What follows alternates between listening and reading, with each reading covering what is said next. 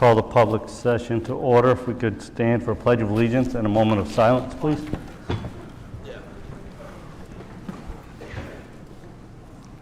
I pledge allegiance to the flag.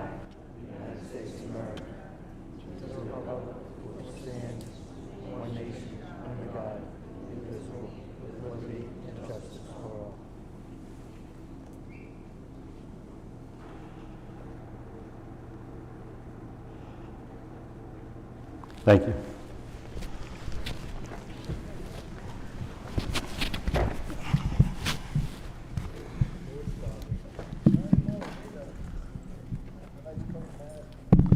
And I would like to put out that the only votes taken were to end executive session and return to public. I will entertain a motion to seal the executive session minutes pursuant to Rhode Island General Law 42, 46, 4, and 5. Do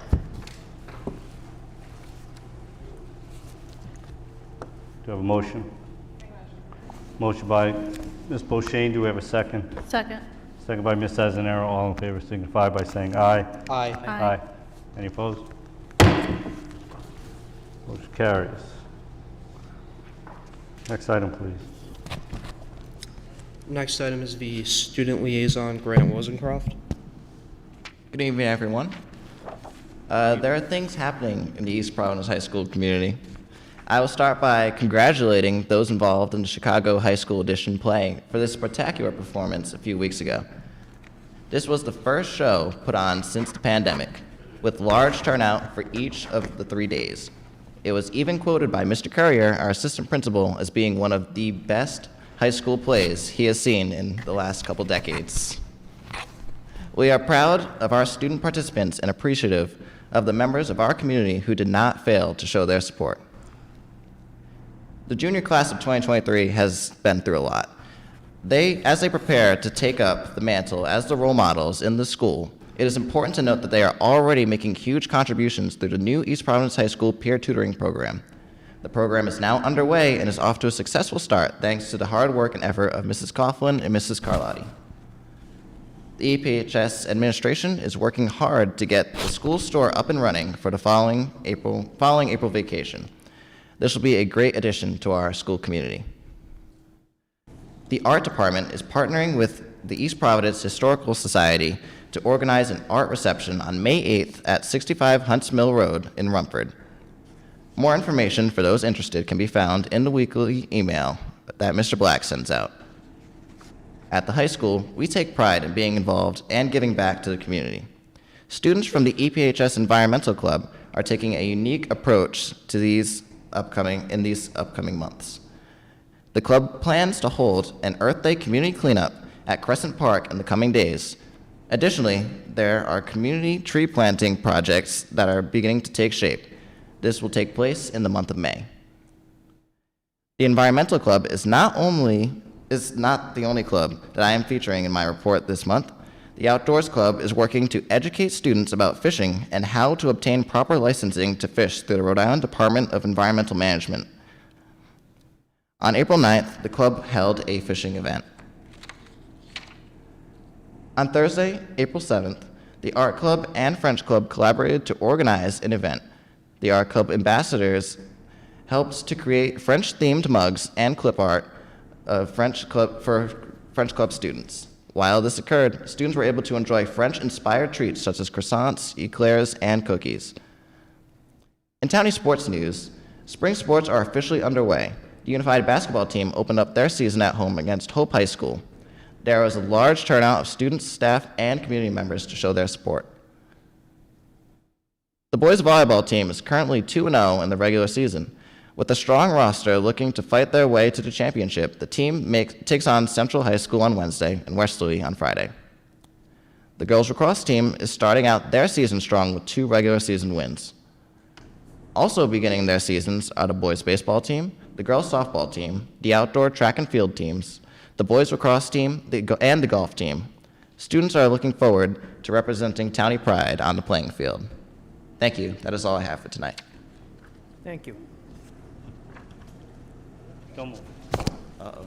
Grant, I would like to congratulate you on winning the award from the Rhode Island Interscholastic League as the Rhode Island Male Scholar Athlete of the Year. That's quite an honor from that league. Congratulations, Matthew.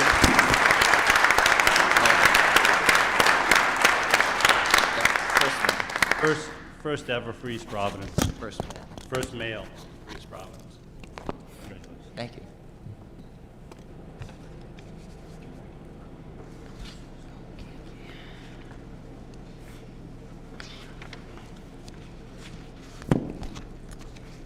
Next item, please. The next item is the consent agenda with communications, correspondence, homeschool requests, and approval of minutes for the March 8th, 2022 executive session and open session school committee meetings, and the March 22, 2022 executive session and open session special school committee meetings, as well as the March 7th, 2022 building committee meeting.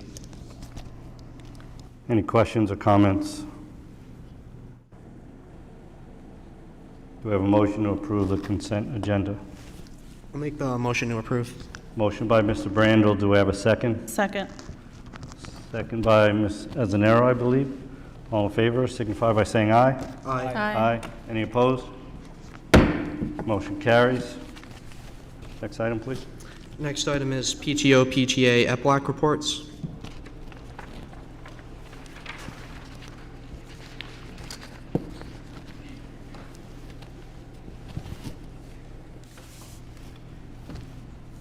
Hi, if you don't remember me, I'm Caitlin. I'm the co-chair for EPLAC. Mary couldn't be here tonight, so I'm just speaking for her. The last EPLAC meeting we had was held Wednesday, March 30th at 6 p.m. At Martin Middle School. We had a few recognitions that I want to start with. Corey Durfee, on behalf of Heather Santos, wanted to recognize SLP Jamie Wall from White Neck Elementary for help with her daughter's speech goals. She stated that the goals wouldn't have been obtainable but without Ms. Wall's help. Lana Hammond recognized Heather Peck, resource at EP High, for making sure her son's needs were being met and keeping an open line of communication. She also recognized Stephanie Callahan, SLP at EP High, who helped advocate for her son and his need for speech. Chris Lilly recognized the White Neck SEL program, Little Spot series, which helps boost social emotional supports across the school. Amanda Fournier recognized Mr. Pond from guidance at Riverside Middle School. She said he helped immensely with her 8th grader. He has lunch with him every single day outside the cafeteria due to sensory issues, and he'll even have other kids join in on the lunches to help with interactions. He also helped pick a high school schedule for next year. That's all for recognitions. We also have the 14th annual recognition night coming up, being held May 18th. By the end of next week, we'll be announcing the recipients for who was chosen. We're also working on a workshop for transitions. As soon as we have a date, Mary's going to announce that. I also wanted to bring to your attention some concerns we've been receiving over the last week. As I'm sure you're probably aware, recently was brought to parents' attentions at Riverside Middle School and Martin Middle School that they're going to be closing their intensive resource classes. Parents reached out with concerns to us, such as what will happen to my child, what's being put in its place. Will my child still be receiving supports? How will they be receiving supports? And what will the new class settings look like?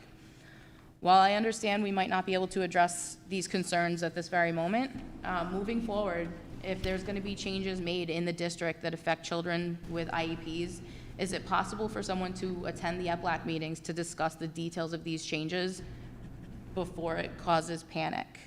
Not a lot of information has come out.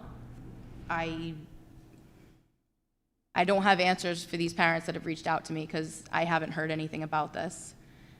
Furthermore, our next meeting is going to be held Wednesday, April 27th at 6 p.m. in Martin Middle School Library. We do plan to have this topic on the agenda. Would it be possible for one of the middle school principals or an admin to be in attendance at this meeting to explain the changes that are going to be taking place, address any concerns, and answer any questions that parents may have? Through the chair, I attended your last EPLAC meeting, and it was almost immediately after the EPLAC meeting that we heard about the changes, and I don't know if someone can address this later about any prior knowledge that was given to any of the parents concerning these changes. I think these changes took a lot of people by surprise, and there was little communication, correct me if I'm wrong, to the parents affected.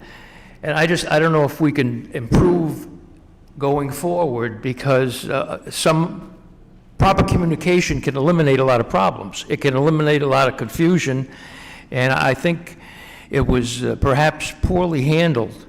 And Leslie Anderson was at your EPLAC meeting, and if there were going to be some changes that took place, it is my opinion that it could have been addressed at that time, or at least before there was confusion. And I'm not sure, and I hope someone can explain to me if there was any prior notification, to your point, concerning the change that had taken place.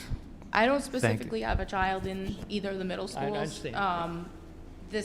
I'm getting this from other parents. I don't know how they got notified. I don't know how this information came to be. I'm just asking that question. Yeah, no, like I said, I think we're more just hoping for an open line of communication, so that way in the future, if stuff does come out like this, when parents come to us, we're not standing there like, I don't know, I don't know what to tell you. We want to be there, we want to be able to help the parents through this stuff. I understand that even if a decision was made after this last EPLAC meeting, even if somebody could give myself or Mary a call, just kind of to give us a heads up of what's going on, so stuff like this doesn't happen again, because it does cause, anxieties and panics among parents. IEPs are stressful enough without stuff added on, and we're just trying to take some of that stress away. And I think an open line of communication is probably the best way to do that, so we have all the information going forward. I agree. And you said this will be on the agenda for the April meeting, correct? April 27th. Yes, okay. So we'll make sure that someone's, I know that Leslie frequents those, and She yes. goes to all of them. Yeah, so we'll make sure that, I'm sure she'll be prepared to speak to that fully. Okay, Definitely, thank you. thank you. Well, my question, through the chair, can someone address that tonight? No. While we're here? No? No.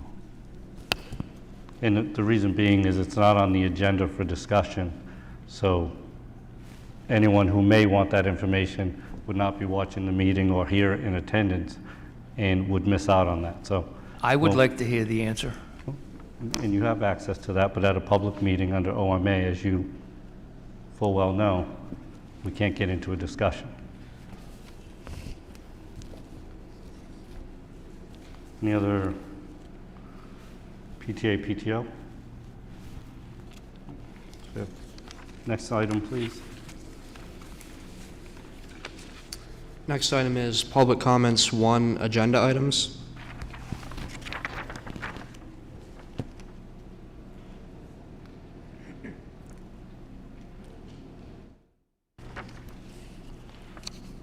So we have Nate Cahoon.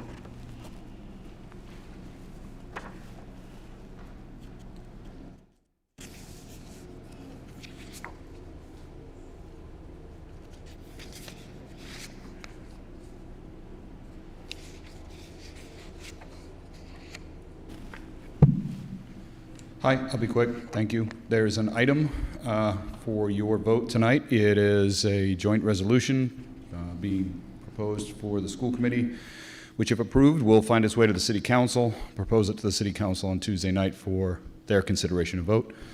Has to do with support for Senate Bill 2596, which would call for a public referendum for $300 million in state funding for school construction. I'm sure this is not news to any of you, and nor is it news that the last time they did this, we made out pretty well. So we know we've got tens of millions, if not hundreds of millions of dollars worth of need in the city. This is something that we could benefit from, and I hope you'll consider it and vote accordingly. Thank you. Thank you. See the left? And the next is Harry Hawk Edmonds. Mr. Edmonds.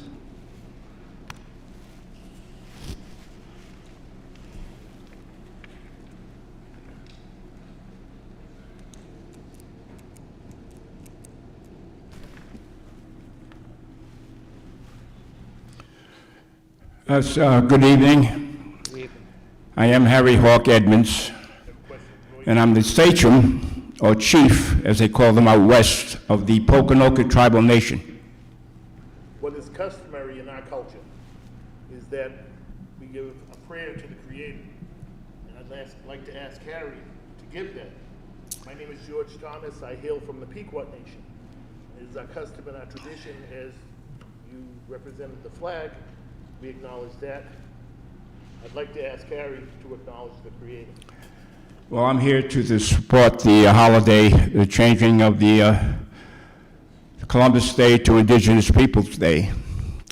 And so I'd like to start my discussion off with offering a sacred tobacco prayer in the language of my people, the language that my ancestors were deprived from speaking after the King Philip's War of 1675-1676.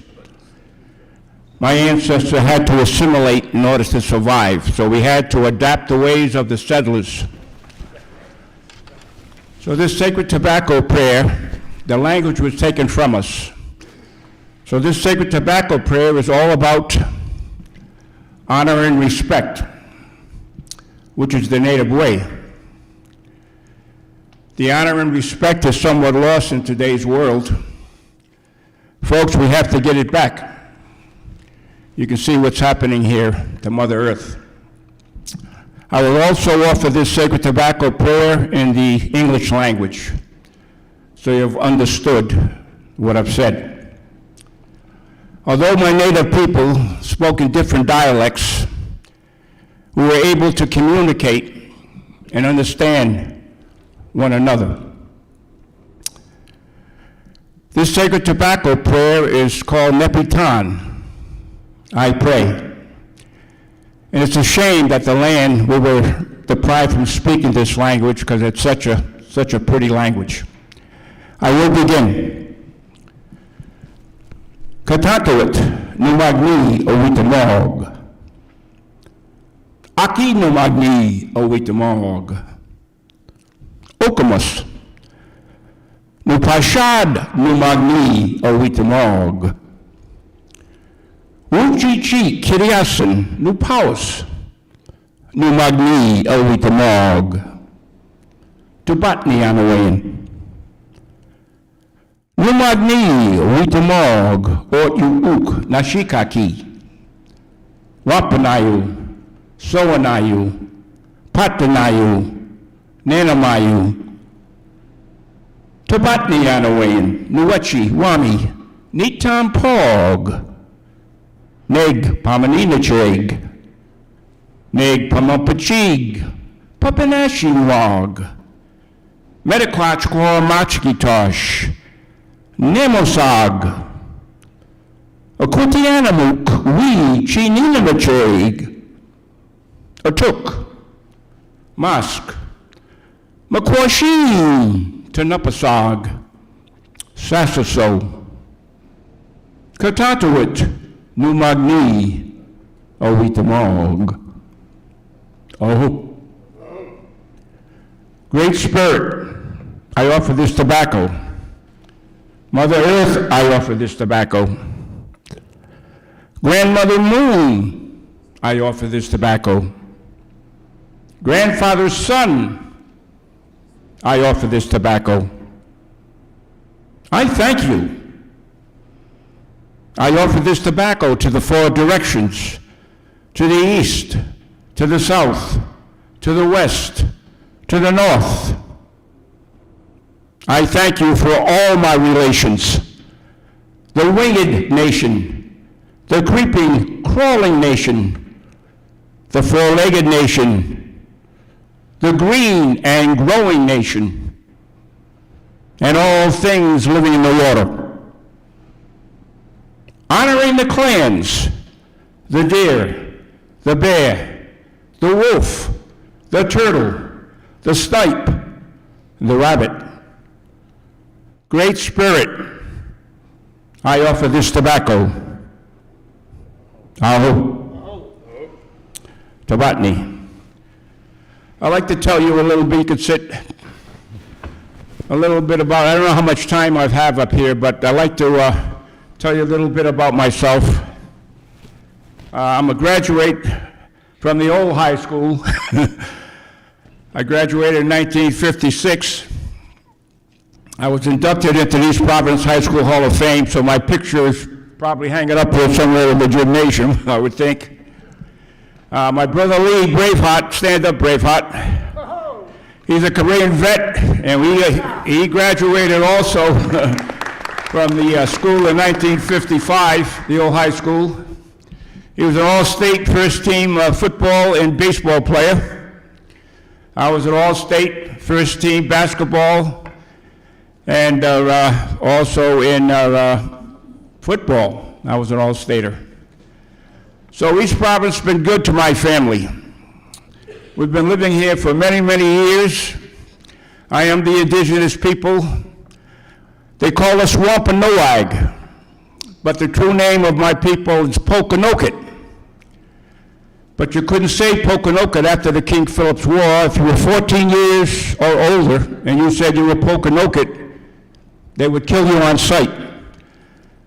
So they call us Wampanoag, which means people of the early light, people of the east, people of the dawn. So that's how the name Wampanoag became the name of my people. But we come off the Massasoit, Usamiquin, Yellowfeather. He was the one that kept peace with the settlers for over 55 years until the war broke out, the King Philip's War. And we fought that war to save our way of life and to preserve our culture and our land. Had we won that war, I probably wouldn't be talking to you folks here today. But we're still here, and we still carry on with our culture. And the changing of this name from Columbus Day to Indigenous Peoples Day, I think it's long overdue. Although I respect Columbus for who he was, an explorer, he discovered the New World, but he discovered for the natives here, he discovered it for the Europeans. And they're still here today. So we had to adapt our ways in order to survive, as I said before. But I'd like to thank the school commission, or committee, for acknowledging the fact that the indigenous people are still here, and there's a strong possibility they're going to change the name from Columbus Day to Indigenous Peoples Day. I think it's long overdue, and I hope it's a positive vote in that respect. I'd like to thank Joe Montero and Max Brando for hopefully supporting this passage. Other than that, we also are going to do an event for the Whitnack School.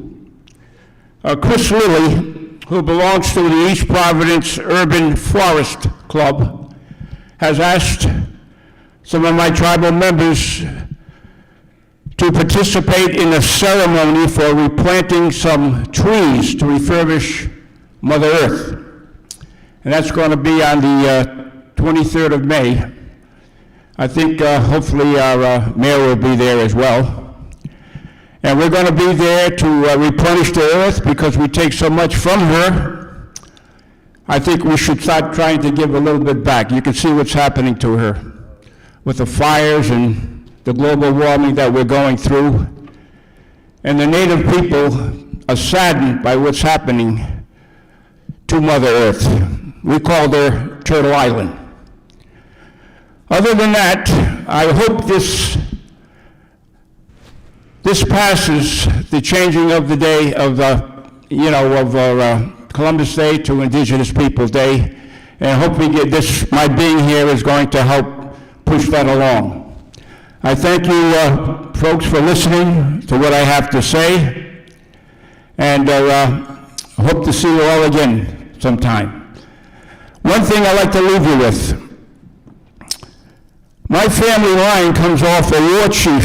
He was the war chief to the Massasoit, Usamequin, Yellowfeather. His name was Anawan. You probably heard of Anawan's Rock out here in Rehoboth on Route 44. Well, that's the line that my family comes off of, my mother's family. But Anawan was heard to cry out in battle when he was fighting the settlers to save our way of life and to save our land. Ayutash, Ayutash, stand firm and fight. Ayutash. And that's what I say to my family when we leave one another. I tell them, Ayutash, don't ever give up. Or who? Thank you. Thank you very much.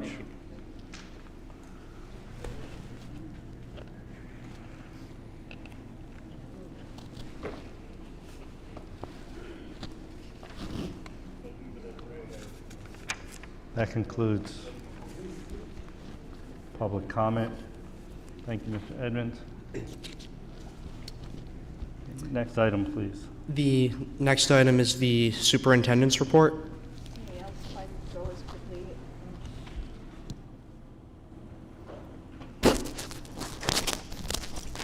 Okay, I'll try to go as quickly as possible. The paraprofessional negotiations are going to begin in the first week in May. Their contract was a 2-year contract, and it ends this June. We're very proud to say that 2 of our CTE programs, the Electrical Technology Program and the Allied Health Program, have been approved by the CTC Board and are moving forward. This means a great deal because that means they will support monetarily these 2 programs. And tonight, I am very happy to announce the White Neck Elementary principal. He's here with us today, sitting in the back, Matthew Russo. Matthew, if you'd stand, please. Congratulations to Matt Russo.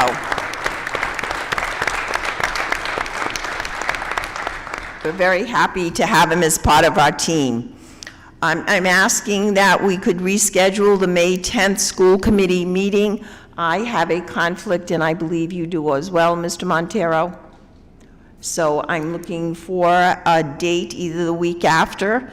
That particular date is, or that meeting are the layoffs, so it's an important meeting. Can we do the 12th? I can do the 12th, Okay. yeah.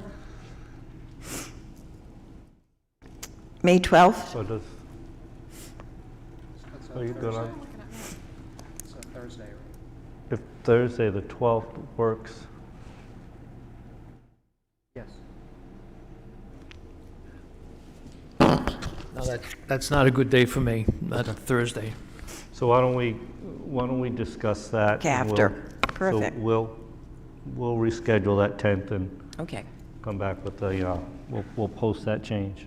All right, there was a request about the elementary enrollment. Diana, if you'd like to speak to that, you have the enrollment packets in your consent agenda. Our kindergarten registration is a little bit slower this year than it has been in past years. Diana does expect it to pick up, but we're not sure whether it'll be lower or not this coming year. So Diana? We actually had 5 or 6 more just today. Oh, good. So they're coming in. We put an article in the Post for them to regenerate interest, as well as principals did an all call out to parents. I'm not sure if there were any questions regarding enrollment as far as where we are. To the chair. Please. Yeah, Diana, I asked for this to be on the agenda, and I wanted to get a snapshot of where we are today.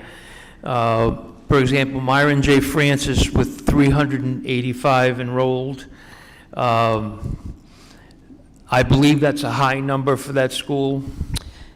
It's been higher, but... Yeah, if you want to look at where we are elementary, like whole elementary numbers, we're probably close to 78% of total capacity. Right. The schools are running somewhere close to where they've been in the past.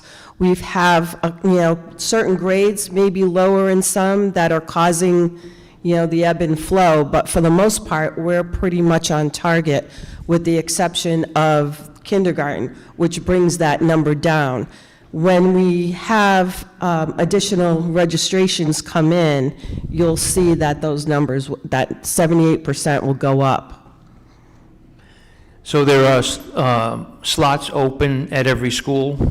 There are grades that we're on the bubble, that are either maxed out at 50, because we usually like 25 or less in a classroom. So all of the elementaries, with the exception of Francis, who has 3, and Waddington that have 4, have 2 classrooms each. So if you multiplied that out, it would probably be close to, some of the classes rather being open with room, but not that many. So would you say that any of our schools are overcrowded? I mean, is Waddington over the top? Waddington has a couple of grades that are close, like I said, that are close to that bubble. But it's hard to project right now because, in looking at from month to month or week to week, we have kids that may leave, and then we have kids that come in. So it's somewhat of a wash. But we do have, like for Waddington, we have a couple of classes that are 91, 95, but all the rest are in the 60s, maybe 70. So it's not like we're close in all classrooms. If you look at, let me pick another one, maybe at White Neck, grade 1, they're right at 48, but that's based on who's there now. That doesn't take into consideration if we have, students that move out, special ed students that may be moving into a different program. So it's close, but it's not at the point where we have to worry about there not being enough room. As I'm looking at Ken Heights with 231, is that a low number for Ken Heights? Is that Ken Heights usually higher than that? It's a little bit higher, not much. Maybe 20 or 30 kids less right now. So in your opinion, you're saying that we're in a good place, that we have a good... We're in a good place with regards to having enough room for students who are moving into the district. Okay, thank you. Welcome. Is there other questions? Okay, thank you. Thank you, Diane. And now we have a very short video. The Rhode Island Department of Education wanted to honor Myron J. Francis as a result of the improvement in their test scores from RICAS for last year. So they asked if they could come in and produce a video which will be shown throughout the state over the next few weeks. And the Commissioner of Education is coming to East Providence High School Monday. It's the 8th of May, and she is doing her State of Education speech from East Providence High School, and she will be displaying some of the schools that did well or improved on the RICAS in the cafeteria while she gives her speech in the auditorium that evening. So Myron J. Francis is one of those schools to be honored. I sent you all the video when I received it. It was done by the Rhode Island Department of Ed, and I thought it'd be nice to show it and congratulate Myron J. Francis this evening.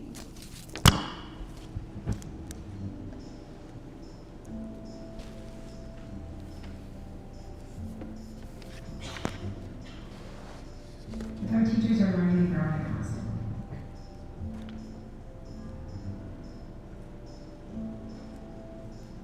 The teachers continually analyze data to determine strengths and weaknesses throughout the school year. So it's not just a one-shot RICAS is coming and what do we do now? It's really taking a look at what students need throughout the school year and building upon that as the year progresses. A really build on SEL and working with their social emotional needs, building those relationships, forming those communities. Teachers have implemented some fun into RICAS and done some different events like a luau for 3rd grade where the students come in, they're going to be doing some test-taking strategies and other things related to RICAS and having fun with it. The teachers will give them all lays. They will have, Kona ice at the end of the day. 3rd grade has done also different themes for their classrooms where one has a theme of rock stars and one maybe paleontologists and one maybe doing sports stars. And it's high interest for students, and that's when they're doing their RICAS prep, whether they know it or not, but they're focused on those kind of themes and doing RICAS prep at the same time. We use departmentalization for grades 3 through 5, which means that our classes are divided so that students have one homeroom teacher and then they focus on going to different classes, different teachers for different core subjects. So that's one strategy that we have. Those teachers get professional development in those particular curriculum areas. But try your best, show everything you know, do your best job. You know that we're behind you 100%. We are so proud of you and all your efforts that you've done throughout the year, and just give it your best.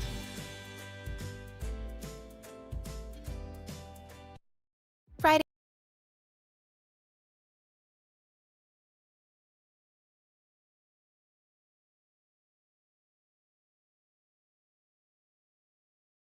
Excellent, as you have stated and Wright has recognized at Myron J. Francis. Is this where Boston Math was initiated? Did the school work on Boston Math? Is this what programs, what curriculum? My point is, were they doing anything different in Myron J. Francis than we're doing in the rest of the elementary schools? So, I'm going to let Celeste answer Mr. that. Jonas, I think you're saying Boston Math. I think you mean the Boston K-1 curriculum, and that is ELA. There is math infused or embedded within that curriculum, along with science, social studies, but that's KM1. However, if you're asking about math, if you remember, I think it was last year, the school committee voted on a new math curriculum for K to 5. Ready Math, I call it Ready Math, it might be iReady Math, but it's Ready Math. And so you might be thinking about that, and so they are implementing that. And then the other part is the Wonders program, which is grades 2 through 5 for ELA, which I think was voted on by school committee 2 years ago. So those curricula are also in all of our other elementary schools too. So they're not in any programs that all of our elementary schools have the same curriculum? So the curriculum that you voted for, Wonders, the Boston K-1, iReady Math, yes, are in our schools. All of our schools are the same? Yes. Yes. Thank you. You're welcome. I just want to make sure I wanted to ask that question in public. Thank you. Yes. The next is my request for a request for a maintenance position. This is a position specifically for the high school for the maintenance of the grounds. A job description has to be completed for this.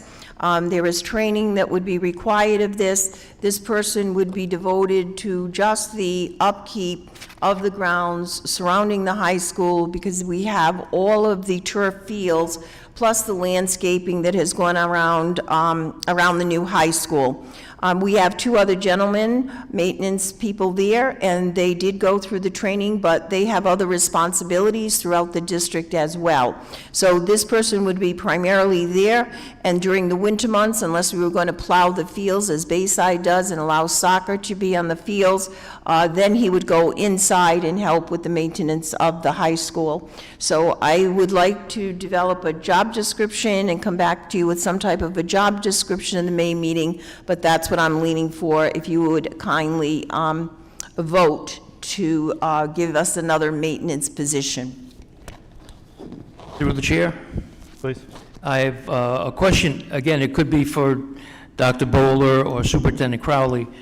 Back to the reference of Myron J. Francis. In the film, Principal Scott mentions departmentalization, correct? Yes. Okay. Is the departmentalization in every elementary school? Yes. Yes. Okay, as it is in Myron J. Francis. Thank you very much. I wanted to be sure we were on the same page there, too. That's all for my report. Thank you. Any questions further? Next item, please. The next item is the Director of Human Resources report by Mark Williamson.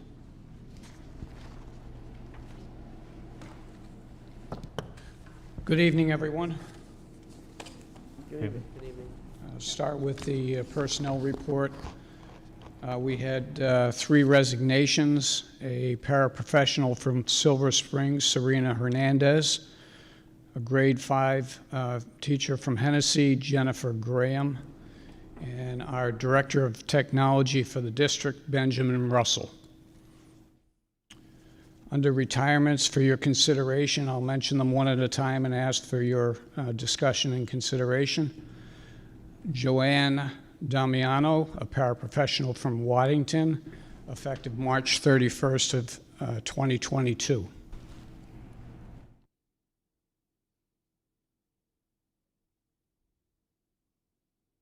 Do you want me to just continue with the list? I want to make sure we're... If the committee would like to handle each, we have to vote and approve the resignations as well.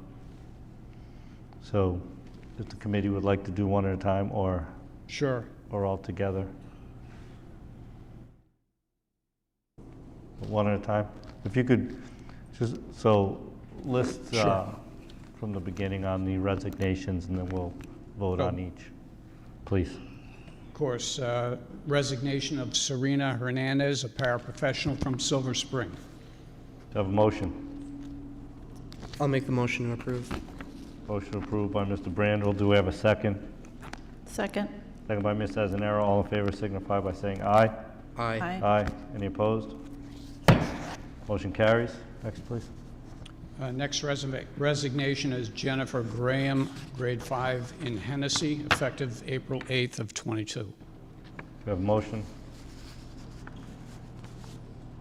Move to approve. Motion by Ms. Azanero. Do we have a second? I'll second. Second by Mr. Brandel. All in favor signify by saying aye. Aye. Aye. Any opposed? Motion carries. Next, please.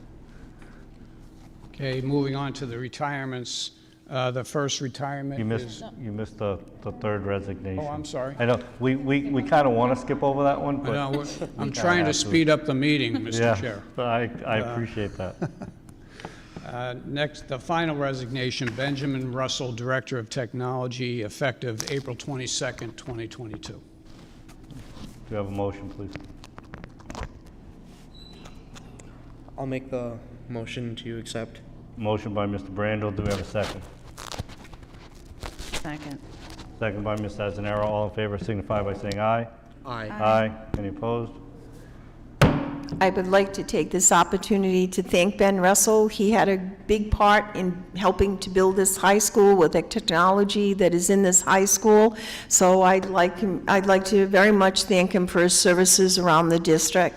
Our technology is second to none. Thank you, Ben.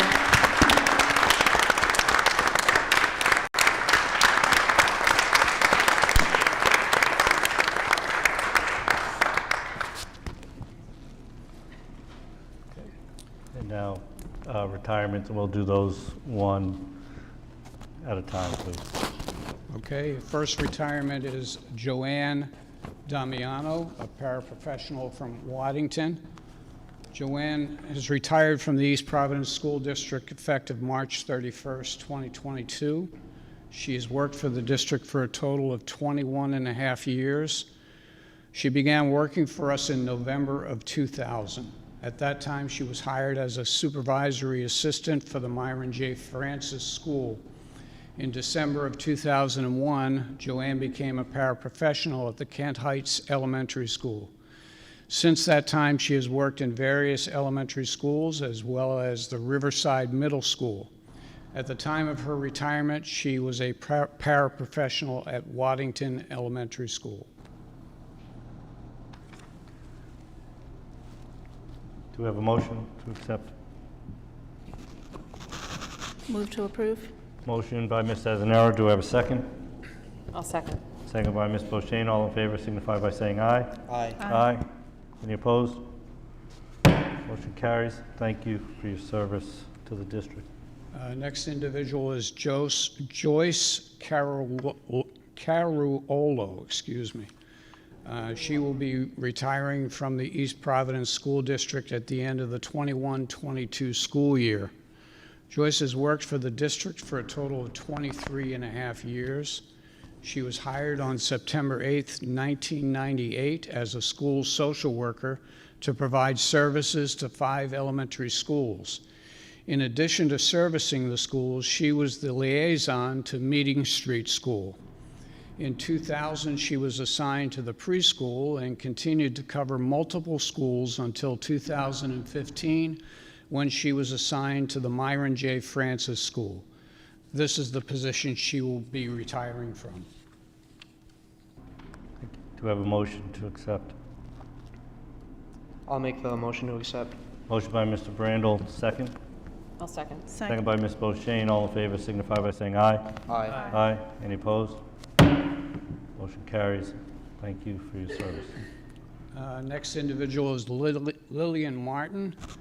She's retiring from the East Providence School District effective the end of the 21-22 school year. She has worked for the district for a total of 10 years. Lillian began working for us in September of 2011. She was hired as the school nurse for the Myron J. Francis School, and this is the position she will retire from at the end of this school year. Do we have a motion to accept? Motion by Ms. Bochet. Do we have a second? Second. Second by Ms. Azanero. All in favor signify by saying aye. Aye. Aye. Aye. Any opposed? Motion carries. Thank you for your service. Next is Linda Pace, who is retiring from the East Providence School District effective the end of the 21-22 school year. She has worked for the district for a total of 15 years. Linda was hired in September of 2006 as a supervisory assistant for the Orlo Avenue School. In September of 2008, she took a position as a paraprofessional at the Myron J. Francis School. Throughout her 15 years, she has worked in both the elementary and middle school levels. She is currently a para at the Whitenick Elementary School, and this is the position she will be retiring from at the end of this school year. Thank you. Do we have a motion to accept? I'll make the motion to accept. Motion by Mr. Brandel. Do we have a second? Second. Second by Ms. Azanero. All in favor signify by saying aye. Aye. Aye. Any opposed? Motion carries. Thank you for your service. And finally, I probably should skip this one like I did the Director of Technology, but Tony Fiola will be retiring as Director of Facilities and Security from the East Providence School District effective June 30th, 2022. Tony has worked for the district for a total of 29 years. In December of 1992, Tony was appointed as a part-time custodian for the Orlo Avenue School. In January of 1993, he became the night custodian for the Hennessy School. Tony worked in various schools as custodian until 2004, when he became the stationary fireman in the maintenance department for the high school. In 2009, he became facilities supervisor at the high school until November of 2013, when he was appointed as security, energy, safety manager for the district. In August of 2015, Tony became the interim director of facilities and security until January of 2016, when he was appointed as the director of Facilities and Security. Tony will be retiring effective June 30th, 2022. Thank you. Do we have a motion to accept? I'll make the motion to accept. Motion by Mr. Brandel. Do we have a second? Second. Second by Ms. Azanero. All in favor signify by saying aye. Aye. Aye. Any opposed? I guess you get to go, Tom. Again, I'd like to thank Mr. Viola. Again, he was a big part of the construction of this high school. Without his expertise in this area, we wouldn't have such a beautiful structure that we had now. Even Gilbane and Peregrine commented on his knowledge of the district. He has been instrumental in keeping up the rest of the buildings in the district as well, and he has been on call 24/7 for whoever needed him for many, many years. I know that I'm going to miss him, and I'm sure everyone here is going to miss him, and I would like to thank him for his dedicated service to the students of East Providence. There'll never be another Tony Viola here. Thank you, Tony, for all you did for East Providence.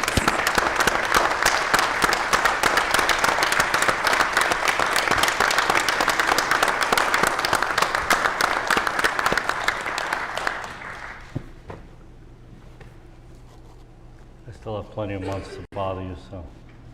But I will say, the only person that I know that answers the phone every time, no matter the time. So appreciate it. We've gone through and, you know, we've seen it. We've had people that have come and gone and didn't have the work ethic, so it's appreciated and it will be missed. Next. Mr. Chairman, we have a leave of absence for a Sarah Yassine, who's a reading teacher at Riverside Middle School, and that leave of absence will be for the remainder of the 21-22 school year. And finally, we have a termination, Samantha Richer. Do I have a motion to approve the leave of absence, please? I'll make the motion to approve. Motion by Mr. Brandel. Do we have a second? Second. Second by Ms. Azanero. All in favor signify by saying aye. Aye. Aye. Any opposed? Motion carries. Through the chair? Yeah, I really need my styrofoam bend on this mic. I have a question. There was a time that when we post our agenda on the Secretary of State's site, everything to include the names of the personnel report had been posted. It hasn't been done for about 15 years. I'm just wondering, you know, is we're doing it for legal reasons, or because I've had some members of the public say, well, we'd like to know who's retiring, we'd like to know who's resigning, you know. We'll find out. Okay, Yeah. thank you. No, absolutely. Thanks. Mr. Chairman, we have some appointments. No. We have one termination that I'd like to,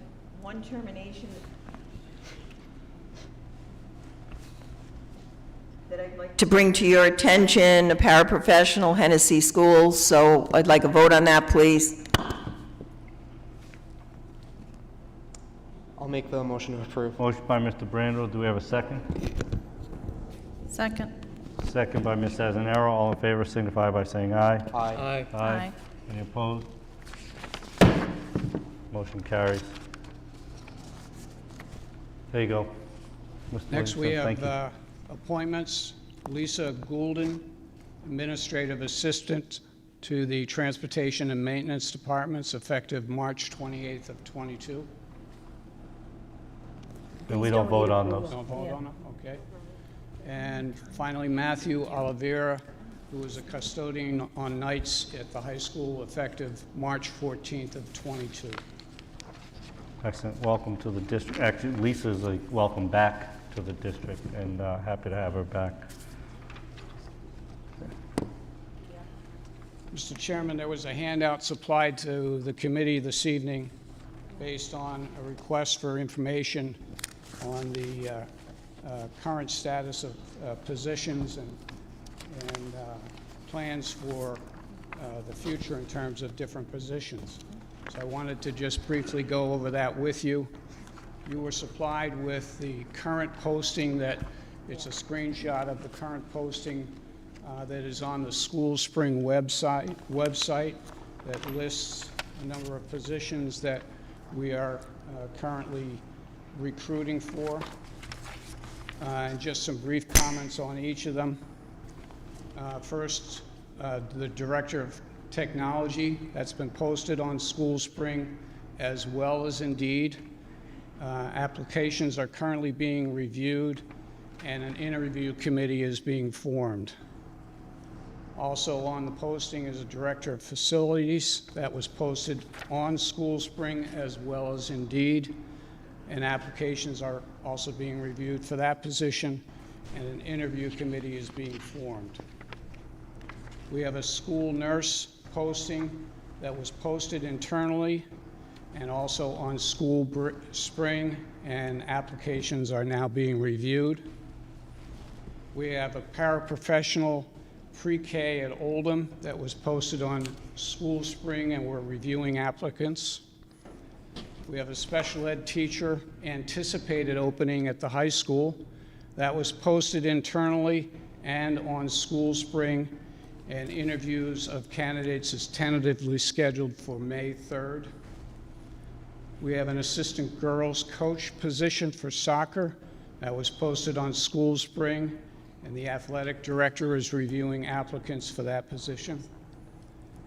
And we also have a standing posting that we have for substitute custodians, and we're reviewing applicants for that and making plans for processing applicants that are accepted for that position. We also have some internal-only postings that expired, closed effective today, April 12th, and those are for art teachers at Whitenick and Riverside. I was also asked to make some comments regarding what we're considering in order to fulfill future needs of positions within the district. And I just offer you some bullet points. These are points of discussion at this point in time. Nothing at this point is being implemented. We're discussing it at the administrative level.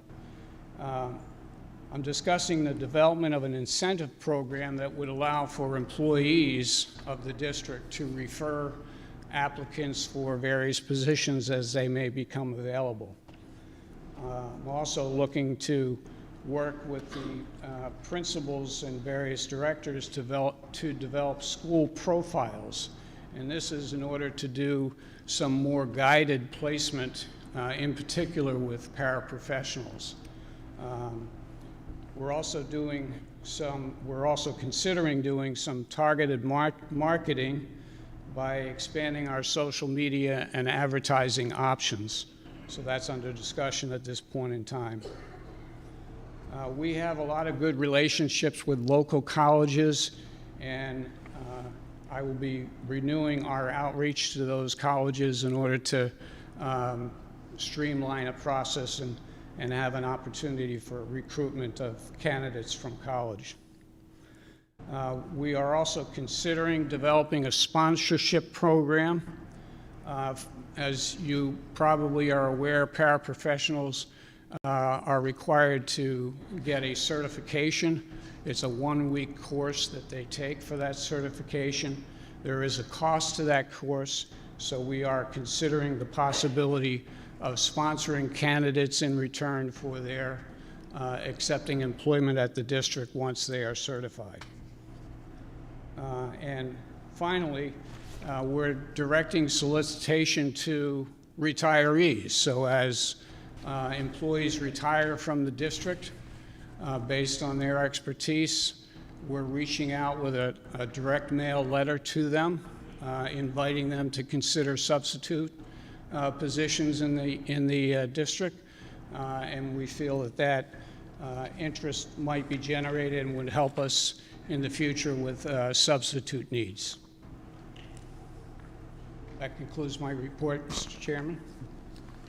Thank you. Any questions for Mr. Williams? Yes, thank you for doing the presentation. I had asked for that to be added onto the agenda to get a picture on if there were any improvements after we made the adjustments for the subs. It seems like there has been, which is a big relief because there were many open positions for the school district. So it seems like that was the right choice for us to make at that time. And regarding the conversations with the administration and seeing, how we can attract more candidates in the future for whatever positions may be opening as well. It's also good to hear that, the planning process has started. I know this, because of the school year is ending soon, I know not too many positions are open as well. But it's good to be able to plan ahead of time in preparation for the upcoming school year. So I do have one question. Do you guys kind of have an idea of when certain plans are going to be implemented, I guess? I know it's still in the planning process, but I just wanted to know if you guys have an idea of. Well, depending upon which particular initiative is accepted by administration and we go ahead with it, I certainly think you've already mentioned that we're at that point. We're toward the tail end of this year, and we're certainly thinking forward for next year. So I think that's an opportune time for us to implement some of these programs once they're accepted. Definitely. Thank you. And if there's anything that we can do, definitely let us know, and we'll love to be updated on if there's anything we can do to make sure we can facilitate that. So, thank you. Absolutely. The more input and the more ideas, the more potential we have to get the right candidates for our positions. So thank you for your support. Thank you.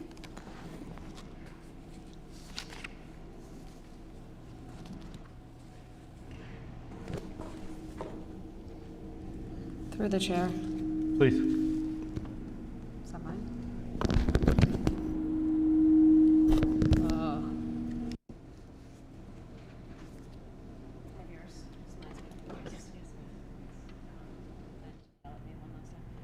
Is it possible to move up the action item number 12? Because as much as I'd like to think all these people are here for me, they are not.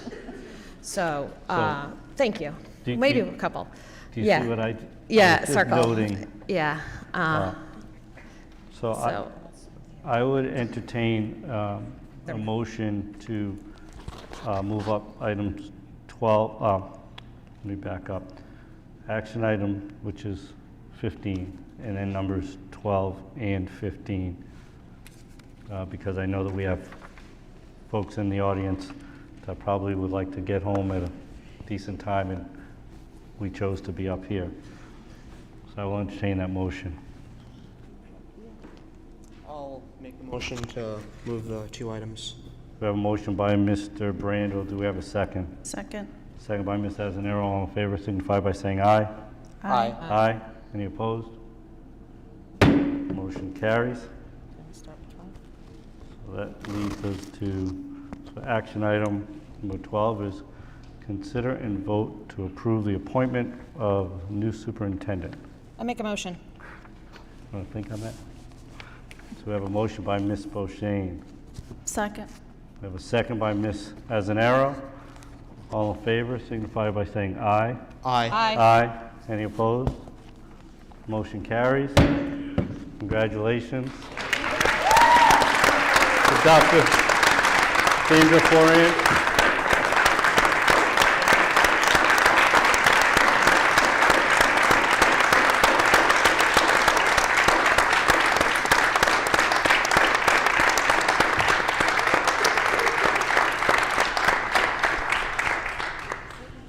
Yes.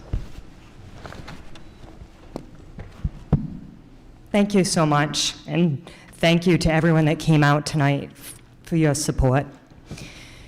So my husband tells me that the best part of my speeches are that they're short, so I promise to be brief. I want to thank the school committee and the superintendent for their confidence in me and their support. The other day, I came across the quote, "With great power comes great responsibility." I realize the enormous responsibility of this position and am ready for the challenge. Up until this point in my career, I have always tried to make decisions based on what was in the best interest of children, and that will continue to be my focus going forward. When people ask me about working in East Providence, I always tell them that the best part is the amazing people I get to work with each and every day. The last couple of years have been extremely difficult for everyone, but our staff has continued to show up, work hard, and make sure that our students have the best possible situation every day. For this, I will be forever grateful. I am proud to say that I have grown up in this community, and I have grown as a person over the last 22 years working in the school department. I know that townie pride is a real thing that's hard to explain. I am humbled and appreciative of the outpouring of support I have received, and I will do my best to meet your expectations every day. In closing, I'd like to thank the most important people in my life. They have supported me in every endeavor and picked up the slack when I wasn't there. My husband, Raja, my children, Derek and Allie, my parents, Vin and Peg Spermuli, and my brother, Mike. Without them, I would not be sitting here today. Thank you again for the opportunity to serve the students, families, and staff of East Providence. It is truly an honor, and I look forward to working collaboratively to continue the work we've started in the district. Thank you.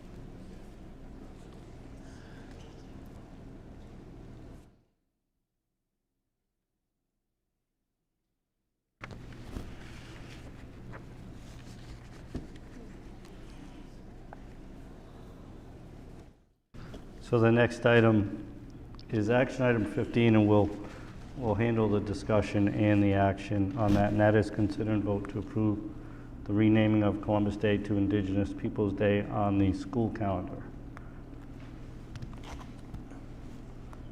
Any comments or discussion? This is the discussion item first? Yeah, we'll discuss it and then take action if you'd like. So I guess, first of all, I'll just specify that prior to asking for this to be put on the agenda, I spoke with Ben Scungio to make sure that, we have the authority to do this, and essentially all this is amending the school calendar and changing the October 10th date from Columbus Day to Indigenous Peoples' Day. It wouldn't affect anything else as far as the contracts, so there's no worry about creating a second holiday on that day or anything else. So as far as legality goes, there's no problem there with it. And aside from that, the why to it, obviously, I'll refrain from speaking on that because I don't think I could say it any better than this fine gentleman did. So thank you very much for coming out. And I really was moved by that speech, and I appreciate your time that you gave tonight.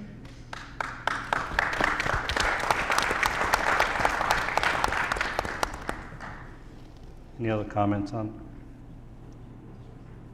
So I'll just say that I want to applaud Mr. Brandel for asking for this item. It was, I think, in some communities it would be more brave than in others, and I think we've always celebrated the diversity that we have in East Providence. Kind of non-verbally, but it wasn't until Mr. Brandel brought this up that I recognized that representation in the school district is not necessarily as diverse, and we're always working to do that. And I thought, you know what, this is one way to have representation for our Native American community members. And again, I couldn't say enough for, enough credit for Max to bring that up. So full support, and yes, thank you to you gentlemen and ladies that came out to show your support for the measure. So appreciate that. I also want to say thank you for coming out as well in support of this, and thank you, Max, for also putting this on the agenda. I'm in big support of it, and especially as a member of the Latin community, I definitely feel like other students, such as that have a background like mine, will definitely appreciate this change as well. So it's, I think, a vast part of the student population that will definitely feel seen and heard as well. So thanks. Thank you. Any other comments or questions? Move to the action item 15. Consider and vote to approve. I'll make the motion to approve.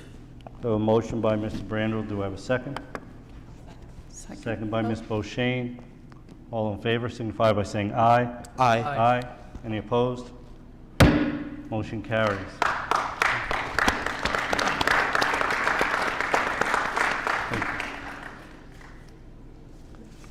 We'll go back to the order of the agenda. The next item is the Director of Facilities report by Anthony Fiola.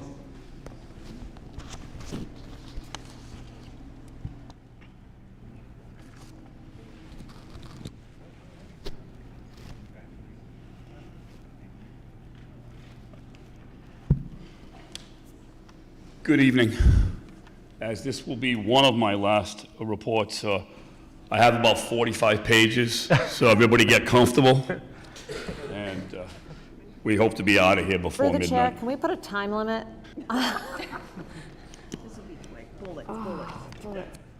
First of all, before we get to that piece, And Mike show. summer schedules, request on summer schedules. This year, we are going back to the way we were yesteryear, before COVID. We now have the opportunity to go back into the buildings, work with our principals to realign the classrooms, things that were done I'd say last minute, but we waited last year for opening of school, and we needed to know how close items could be. So this year, we are going back into the buildings. You need it for that, it's fine, I don't need it. So, while he's fixing that, I will continue on. So we are going back to doing what we've done over the years. We will be going in, working on filter repair, working on cleaning out all the air units. We have air scrubbers in every classroom, so we're going to be working on those. Martin Middle School over the past few years has been our area where we have done all of our summer schools. A lot of that is moving here to the high school. It's going to give us a longer time to spend at Martin working on getting that building ready for start of school. Thank you. Thank you very much. Thank you. There's a request on an update for Martin Middle School, Waddington, and Orlo. Martin Middle School and Waddington are part of the program that Nate came up on, and we're reviewing with administration the idea of what we can do for changes at Martin as well as changes at Waddington. You all know those classrooms have no walls. They can't close them off. They have a sunken area upstairs. So that's all being reviewed. Mr. Chonis, you put this on. I'm not sure what you're asking on Orlo Avenue. I know Mr. Fiola, we've had issues in all of the schools, and I know we've done a lot of work to all of the schools. I just like a snapshot of where Orlo Avenue is. Are there any problems there? Boilers are working fine, everything is good at Orlo? Yes, what we're going to be doing at Orlo this summer is, that's one of the gyms that needs to be painted. We have done a lot of them, so we're continuing our painting process throughout the district. We're continuing working on upgrading and oiling the doors and getting stuff ready for the start of school. But in a minute, the last slide that I have for you will be some projects, including one that will be going on at Orlo. So when we get to the last one, I'm going to wait on that till the end. Can you go back to Riverside? So, Those are the things I'm interested in, though. okay. Thank you. So right now, what I want to quickly do is, and I'm not going to read them all, I just want to give you a snapshot of over the past 5 to 6 years of items that we have looked at. And Riverside Middle School has really got a lot of work done to it, from lighting replacement, for roof replacement. We've done work with the roadways that are in there. We've replaced in the library. We redid all the carpet. It was all painted. We added new fans to the top. The auditorium's been redone. Gymnasium's been redone. As you go by, you can take a look at that list of all the items that have been worked on. It has a new fire alarm system. It has an upgrade on the security. It has a new intercom system. If you jump to the next one, please. Martin Middle School. The windows and doors were replaced in the courtyard. We've redone the auditorium. We've redone the gymnasium. Air purifiers were added to the roof, as well as when we closed the old East Providence High School, we moved all those air purifiers to the classrooms, which added even more coverage. That has double everything. We've upgraded the burglar alarm and camera system. We've added some compressors on the roof for the air condition, and we've replaced some safety pieces to the building. If you'll go on to the next one. Ken Heights. All of our buildings, so that I don't hit them, all of our buildings have new water fountains added. Many of them have right now or will have hands-free faucets located in all. We've updated all of our burglar alarm system. We've added cooling stations into every building. All of the buildings right now have had their classrooms, hallways, and offices painted.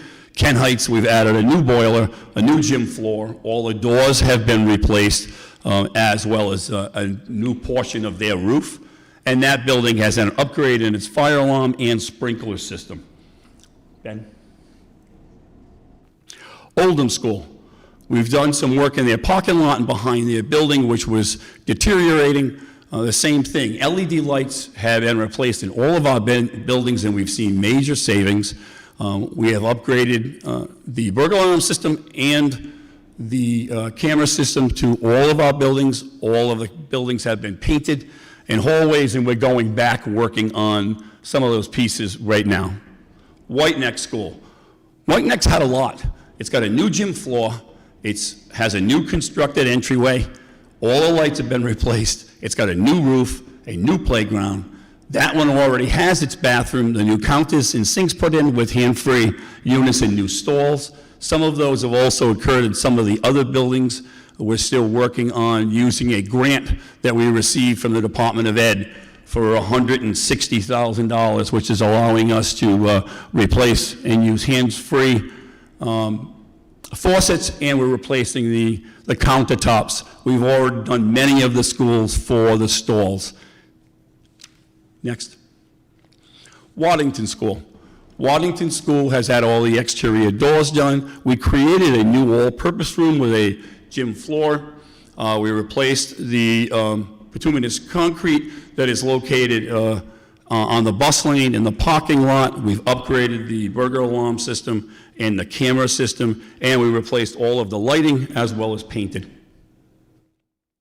Francis School, new roof, new fire alarm, new gym floor. That's the rubber floor that we put in a couple of years ago in many of our buildings. We've painted. We've done all the upgrades for the hands-free in that building, as well as upgraded the burglar alarm and camera system, and we replaced 6 classrooms of acoustic tile. When they replaced the roof, there was an issue, and it leaked, so we did that entire area. Next. Hennessy School. Hennessy's gone through a lot. New doors, new fire alarm system. We replaced all the LED lights. One big thing in that school is we removed all the asbestos tile. There are no more asbestos tile in that building at all. That was an issue that we had. It's in the process right now of getting a brand new entryway. It also got a new gym floor, it got a new roof. It already has upgrades, and we've added hands-free in the bathroom, as well as all the stalls and countertops have been done at Hennessy. Orlo Avenue School. Orlo Avenue School, one of our smaller schools, a lot has been done in there. It's got a new fire alarm system. We installed a new fire sprinkler system in that to take up some of the code requirements. We were able to add sprinklers, which made them all go away. All the classrooms have been painted. Like I said earlier, one of the things for this summer is to paint that gym. That gym definitely needs some work. We have added the new burglar alarm system. We just finished replacing the countertop sinks and hands-free units in all of their bathrooms. April vacation, the nurse's office countertop will be removed, and that is also being replaced. Silver Spring. If you go to Silver Spring right now, you'll see construction out front. We're adding a new entryway to that. That has a sprinkler system in it installed. You can see the bituminous concrete that has been done in the driveways and walkways around it. All the doors have been replaced. Handrails, it was a code violation a few years back, and we worked with the fire department and the building codes, and we put all new handrails in both those stairs. That's one of our buildings that's 2 stories that needed it. It has an updated fire alarm system. Like I said, it's now also sprinkler, so that brings us way up in our buildings. Many of our buildings are sprinklered now. Next. Ongoing projects. So these are the projects that we're currently working on. Mr. Enos and I will talk in depth on a couple of them in a few minutes, but the administrative roof at the new administration building is kind of like Swiss cheese. It leaks often, so we are in the process of working with the architects and designers to come up with a replacement on that. Riverside Middle School window project, Silver Springs window project, which you'll hear about in a few minutes, Hennessy's entryway replacement, Orlo Avenue windows, and Oldham roof, window, and entryway are the items that are on right now that we are working on, both in the design stage, and in a moment, Mr. Enos and I will bring you up to date on some of the things that we just finished and that just went out an RFP, and the numbers are coming in. So, it's a quick snapshot of what we've been doing for a few years, as well as some of the projects. We will continue to update you over the next couple of months as some of these projects come in with the RFPs, and we'll let you know where we stand on them. Any questions from the committee? Through the chair. Please. Tony, I know I've seen in the past your work order list. So you still continue to get work orders by Absolutely, school? every day.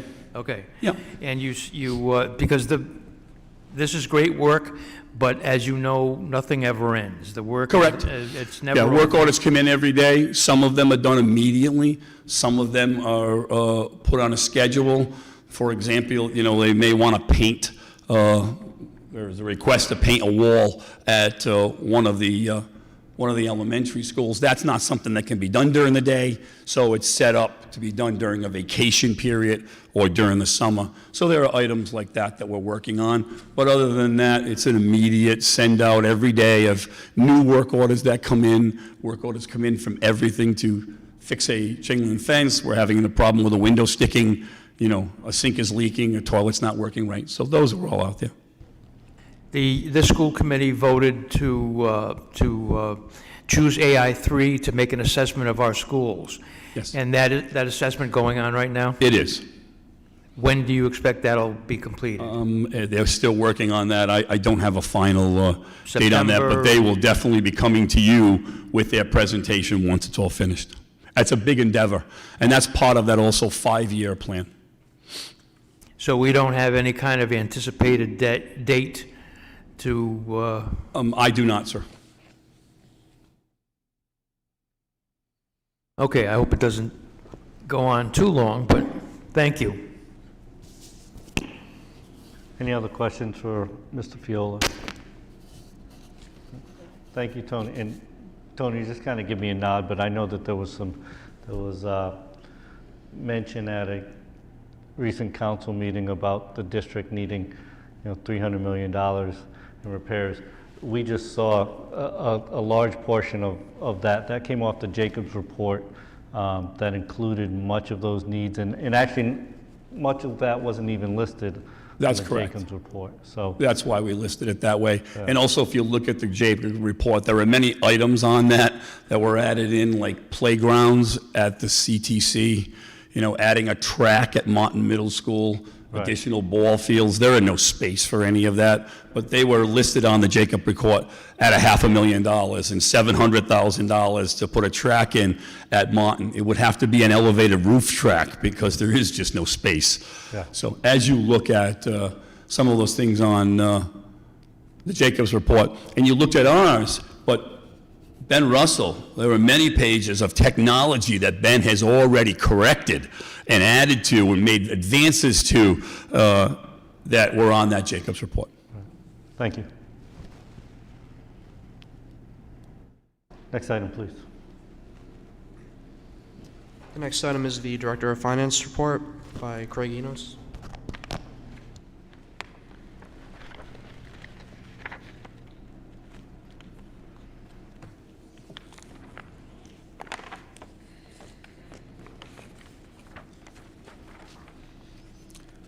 Good evening, everyone. Hello.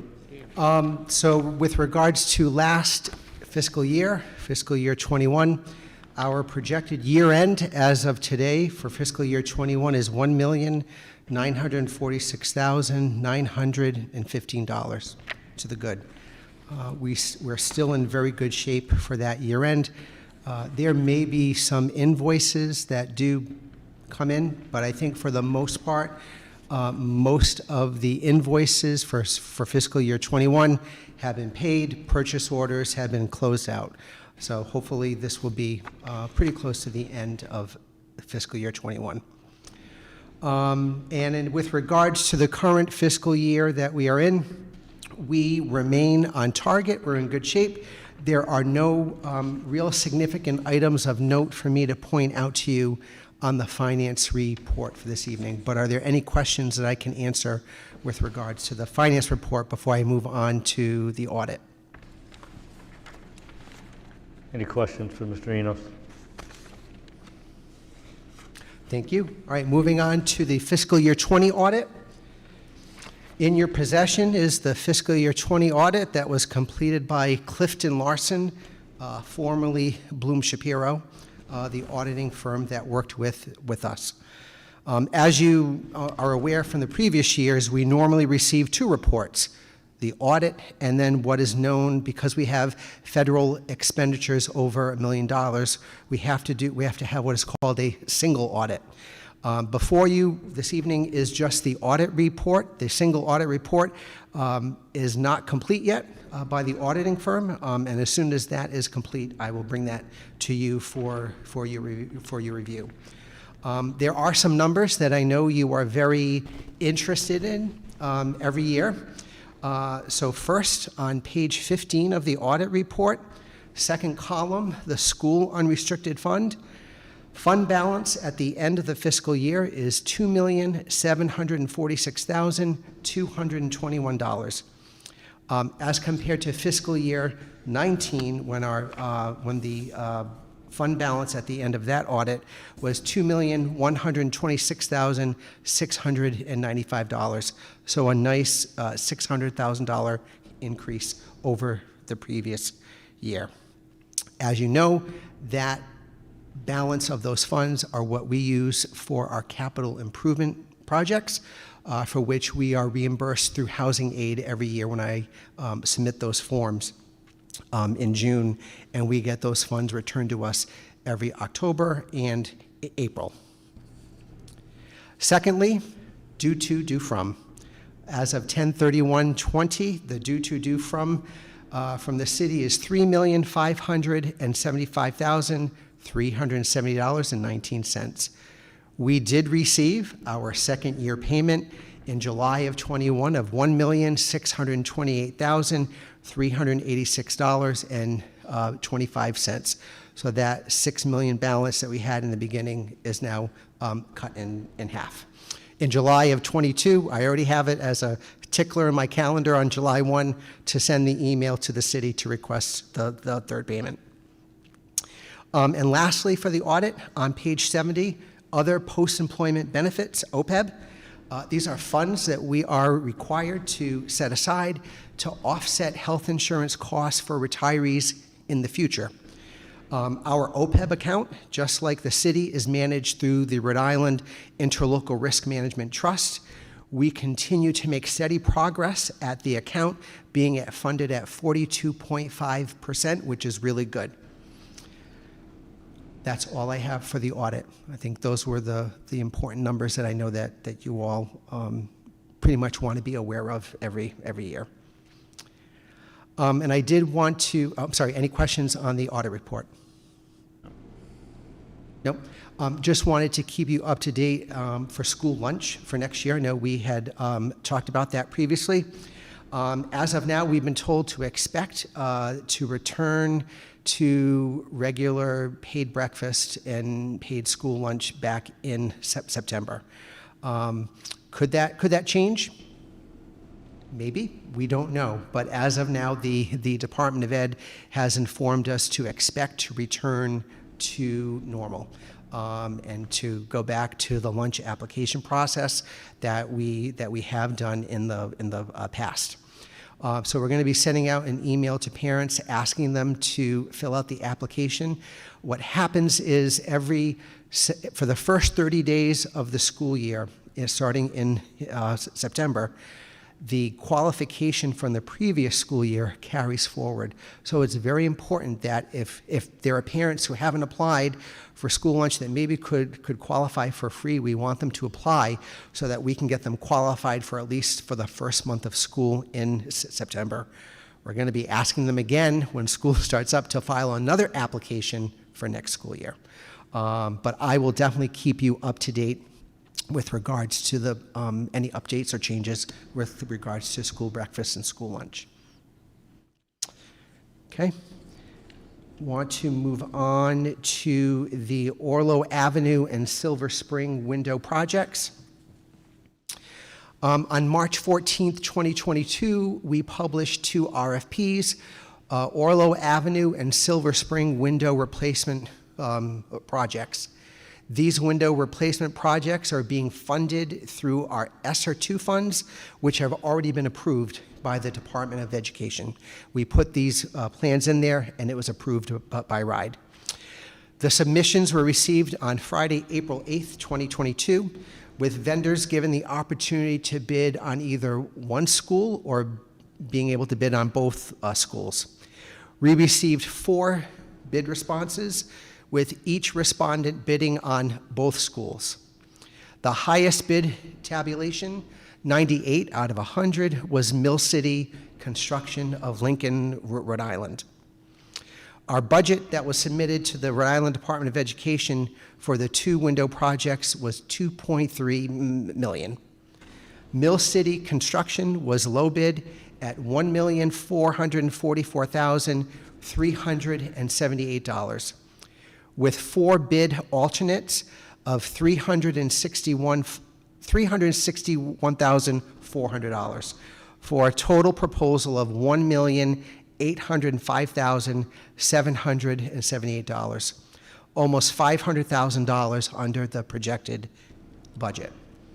I have checked the submitted references for Mill City Construction, and they were all favorable. We are recommending award to Mill City Construction for this project.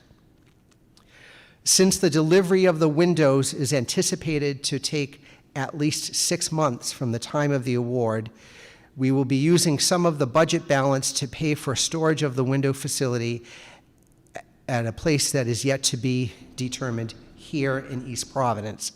And the reason for that, as we were talking about it, and Tony brought it up, was that we were concerned of, depending upon who the awardee was, what if? What if something happened to the business and we were not able to access the windows when we wanted them?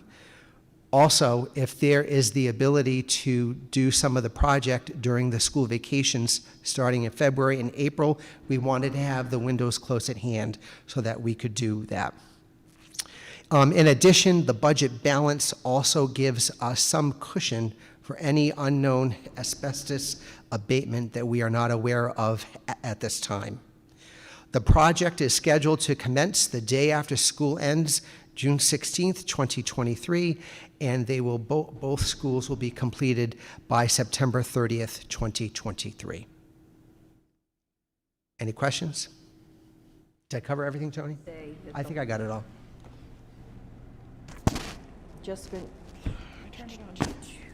I'm just going to say that the holdup, which caused us to be backlogged, was a result of our Preservation Society and the problems we had with getting the windows approved. So as a result, we can't do it this summer because they're not going to be in time for this summer. And we're still out with the Preservation Society on the windows for Riverside. So this is to be continued. We do have approval from the Rhode Island Historic and Preservation Heritage Commission for Orlo Avenue and Silver Spring. So we're good to move forward.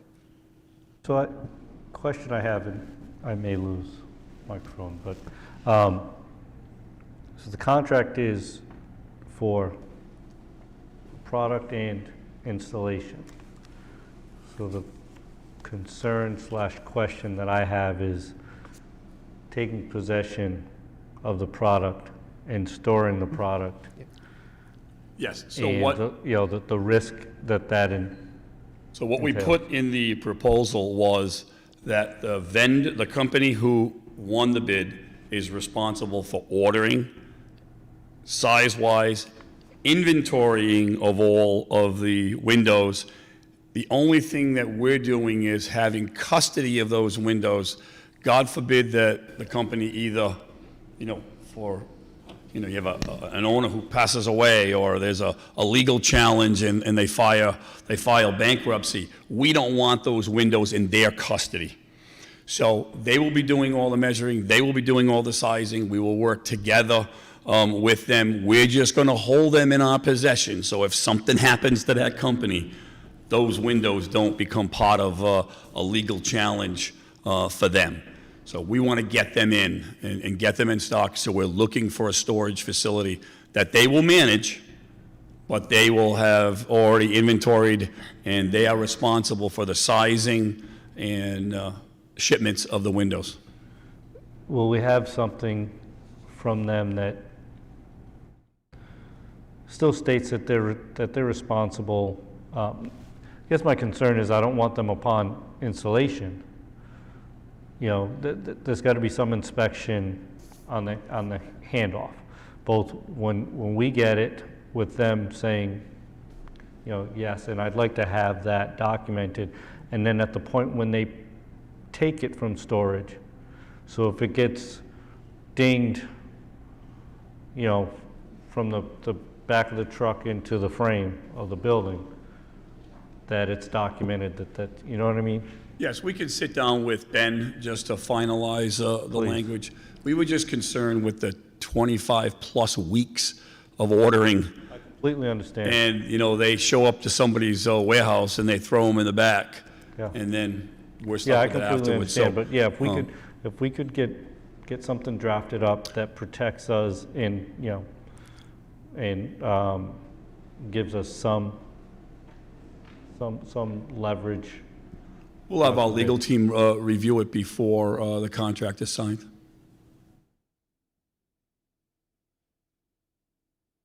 Okay, and then Tony had mentioned in his list, Oldham, the roof replacement, the window replacement, and the entryway. Those are all already approved with our ESSER 3 funds. So we have a meeting scheduled for 2 weeks so we can start to get those projects going and developed as well. Riverside Middle School. Oh, yep.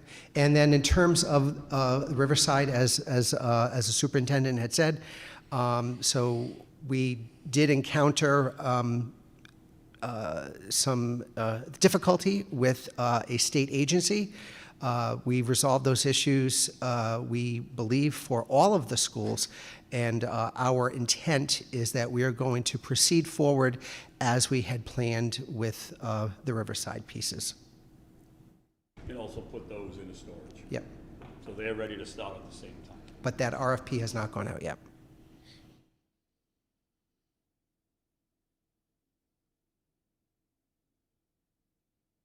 Any other questions? Okay, thank you. And then finally, for your consideration, with another component of our ESSER 3 funding, we have the ability to improve our data and financial systems by switching to a new software. I'm simply asking you tonight to proceed forward with a proposal. This is not a contract. A contract will be coming for your review and for your consideration, but I didn't want to move forward on this item without bringing it to your attention for your information. Currently, we have confidential information that lives on 5 different systems. We have our general ledger accounting software, which is Infinite Visions. We have our payroll software, which is Admins. And then for human resource management, professional development, we use Frontline. And then we use SchoolSpring for our online job posting. All of the systems, with the exception of Admins, are cloud-based applications that we pay an annual subscription fee every year, just as the same as we do for all of the software that we use within our schools. Admins, however, is a server-based program that we have been using since 2009, and we pay a yearly subscription fee to use that software as well. Our technology department and I have had concerns about our confidential employee information residing on a server and the potential risks to possible intrusions. The vulnerability of our information could be at risk at some point. And while we have numerous firewalls and safeguards in place, securing data on premise is really not best practice for a district our size. The technology department has recommended and supports moving forward to a cloud-based application. Munis is a program that is part of the Tyler technology family. It's the same company that for Infinite Visions. The finance department has reviewed the general ledger accounting software and the payroll software as well.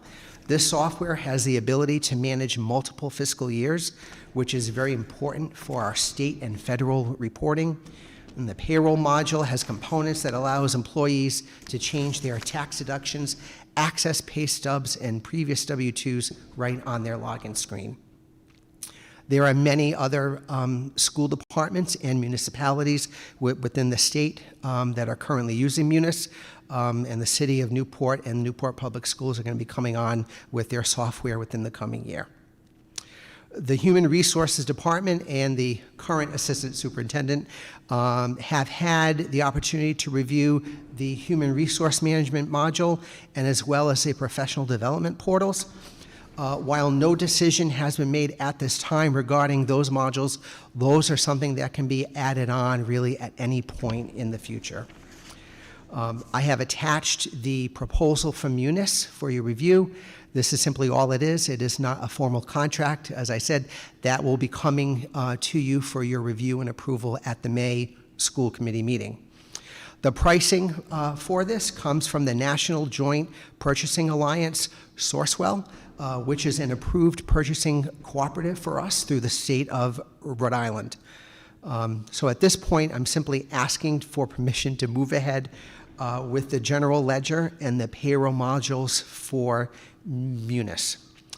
In terms of cost, The annual subscription fee each year for 3 years is $114,138.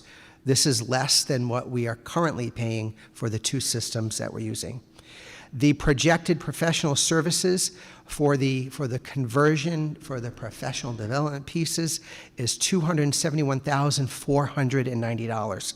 So for a total proposal for the 3 years of $613,904. This would all be covered by the ESSER 3 grant. A rollout for the system really is going to take about 18 to 24 months. We're told that from a time a contract is signed, that it's going to take them about 9 to 10 months just to upload the general ledger that we have into their software. Are there any questions?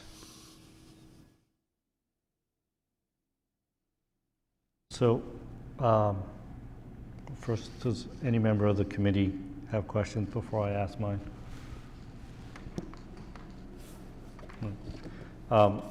Couple questions. I need to get clarification. You keep saying that it's not a contract, but it's an approval to proceed. That's a procurement, so it's an approval to spend money.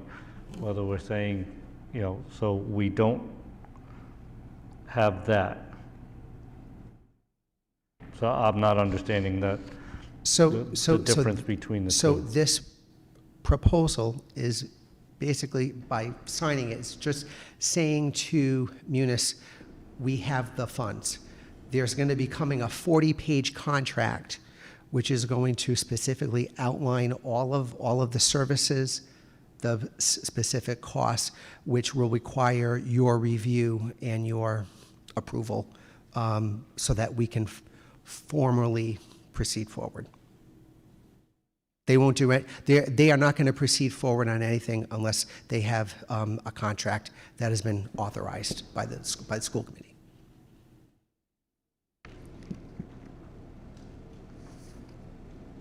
Just a general question. Is it more user-friendly?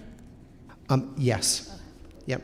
So one of the struggles that we have with the Infinite Visions software, which was purchased 2 finance directors ago, it can't manage the multiple fiscal years because we have 3. We have the general fund that goes from 11/1 to 10/31. We have all of our ride grants, which go from 7/1 to 6/30, and then we have some of our federal grants that go from 10/1 to 9/30. So this one software package easily manages multiple fiscal years. It's going to make our data reporting much more easier for us. And I should say that, too, I wanted to add in that if the Human Resource Department decides not to move forward with any pieces of it, this has a tie-in where we can move all of the data from Frontline. As an example, your balance of your sick days. I know some employees have said they would like to see on their check if they have if they have a balance of 30 days and they use 3 days, they would like to see that balance. We don't currently have that. With this system, we will be able to do that. So everything from frontline placement, we can pull in and make a part of Munis. Thank you. I'm sorry, I may have missed. On the employee engagement of it, there's an end user component to the employees, not the administrative function of it, but the end user. And I kind of, I know I asked you about that before, because we have a current system which is not user friendly, but we haven't heard. I didn't hear of any evaluation or feedback from the employees that actually have to access this for their purposes. Yeah. So in terms of what the employee will see, as an example for me, so when I log in, so I will see currently within the current software that we have, if there are any purchase requisitions that need to be approved, I will see that. But in the new software, not only will I see that, I will be able to see all of my pay stubs. Everything is logged in on one central screen, so you don't have to jump around. One of the really nice pieces of this for payroll is that it has electronic timesheets.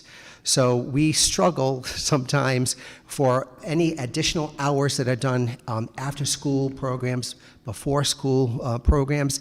Timesheets don't have account codes. They're not signed off by the appropriate personnel. We have to send them back. Munis has a really nice electronic timesheet program that has all the account coding on it, and the appropriate personnel will receive emails to let them know that they have timesheets that they need to approve. So hopefully it's going to streamline some of the processes, and we'll have less paper getting lost.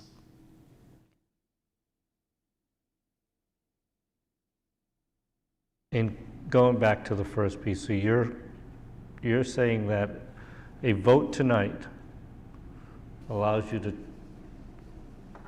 It tell is, them- the vote tonight is simply for me to let Munis know, to confirm to them that we have the funds available, which we do through ESSER 3, that we can proceed forward. That's all it is. So once I give them the approval to proceed forward, they will develop a contract. So, and then that contract will come to you for your approval and your review. Basically like a letter of interest. Correct, correct. And she said this is, when I asked the representative, she said that this is what they commonly do.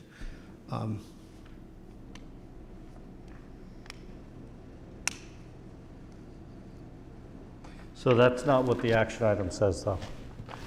So it sounds to me like the action item should be a vote to allocate or earmark funds for this project, but the action is to approve the software and database upgrade to happen.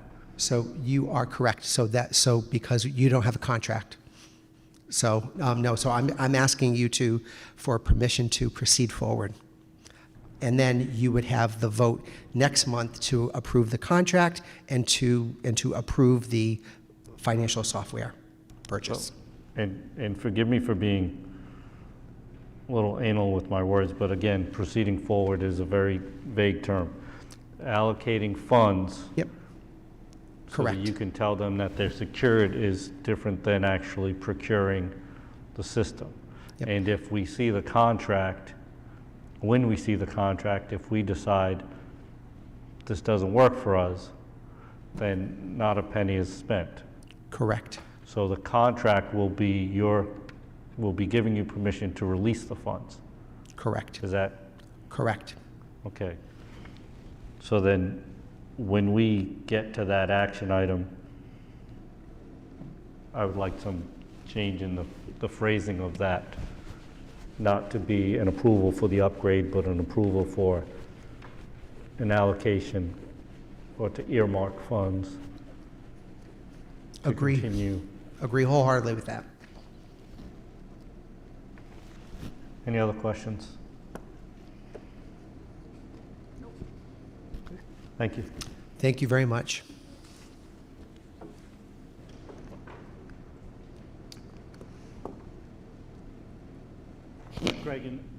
Craig, in the meantime, you don't have to.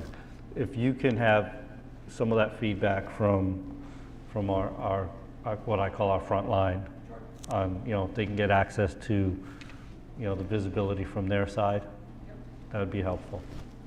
Now, maybe what I can do is say, like, the secretaries, maybe. No, what I could definitely do is just to do an overview with them, just so that they could see it. From your office?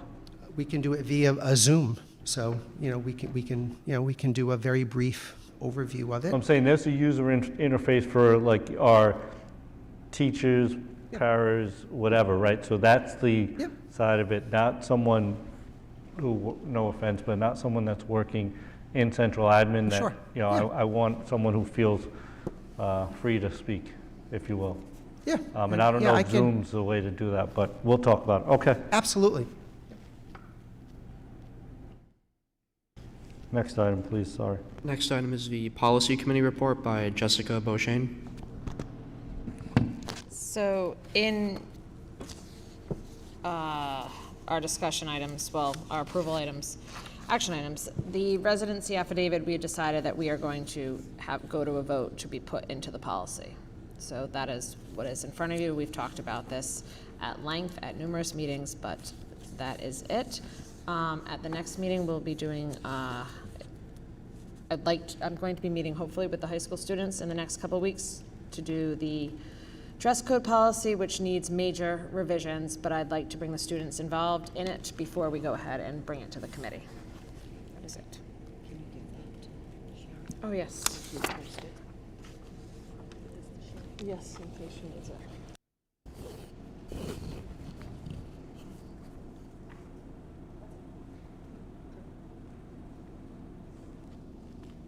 Next item, please. Through the chair, Please.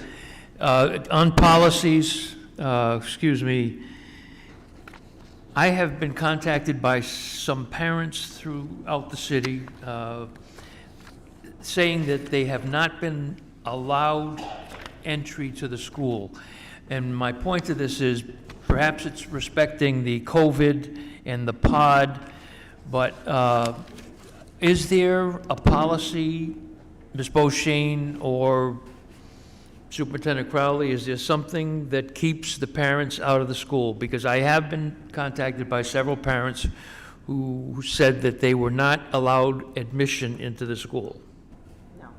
So there is no policy like There's that? not a policy that I'm aware of, and I do know many schools that parents are Okay. going in. Then what would the recourse of a parent be who's denied access to the school?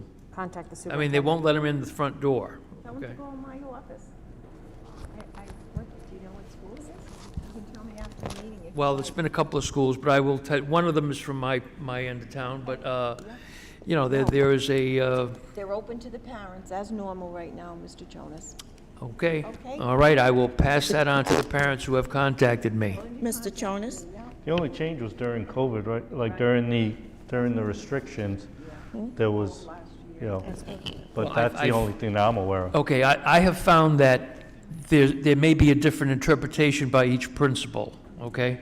So there may be local authority being exerted, but I will pass that on, and I will reconfirm that that happened, okay? Thank you.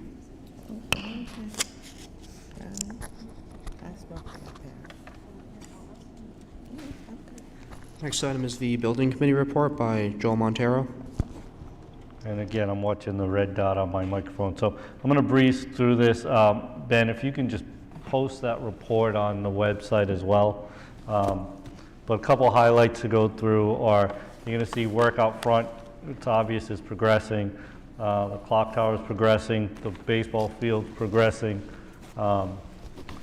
The major things that we'll see is over the coming weeks, you'll see the closure of the south entrance as they prepare to open the what will be the main entrance by the clock tower, and that will be one way in to begin with while they're still working on stuff. And the exit will be on the existing north end. We're working with DOT on moving poles with National Grid and Verizon. So there's some work going on there, but we did receive some good news. DEM was doing soil tests. We had 4 test tanks, if you will, for when they removed the old fuel tank. The tank was fine, but when they had replaced the tank, the soil wasn't necessarily cleaned. So we did have to do some soil removal, and there was an extensive test that's been ongoing up until just about a week and a half ago, and we got the all clear from DEM, so that won't require any additional work, so that was great news. Budget, yeah, you can go through the photos, and then just that page right there will show you that, you know, our contingencies remain. So owner contingency, we're still sitting just over $3 million, construction over $1 million, and our allowances, as they show, 1.9, and then COVID, we still have about $500,000 there. And I do want to give a little bit more credit to Ben and Alfred. One of the latest things that we're doing inside the school, most people know and remember, we did build a audio video production space, and we pulled that from the contract for procurement because the system that was coming through, and Alfred and Ben vetted it out, it was a lot of money for not the latest technology, and they've spent weeks, if not months, going piece by piece, and we finalized and ordered, basically latest technology. We're looking at, is it 12K?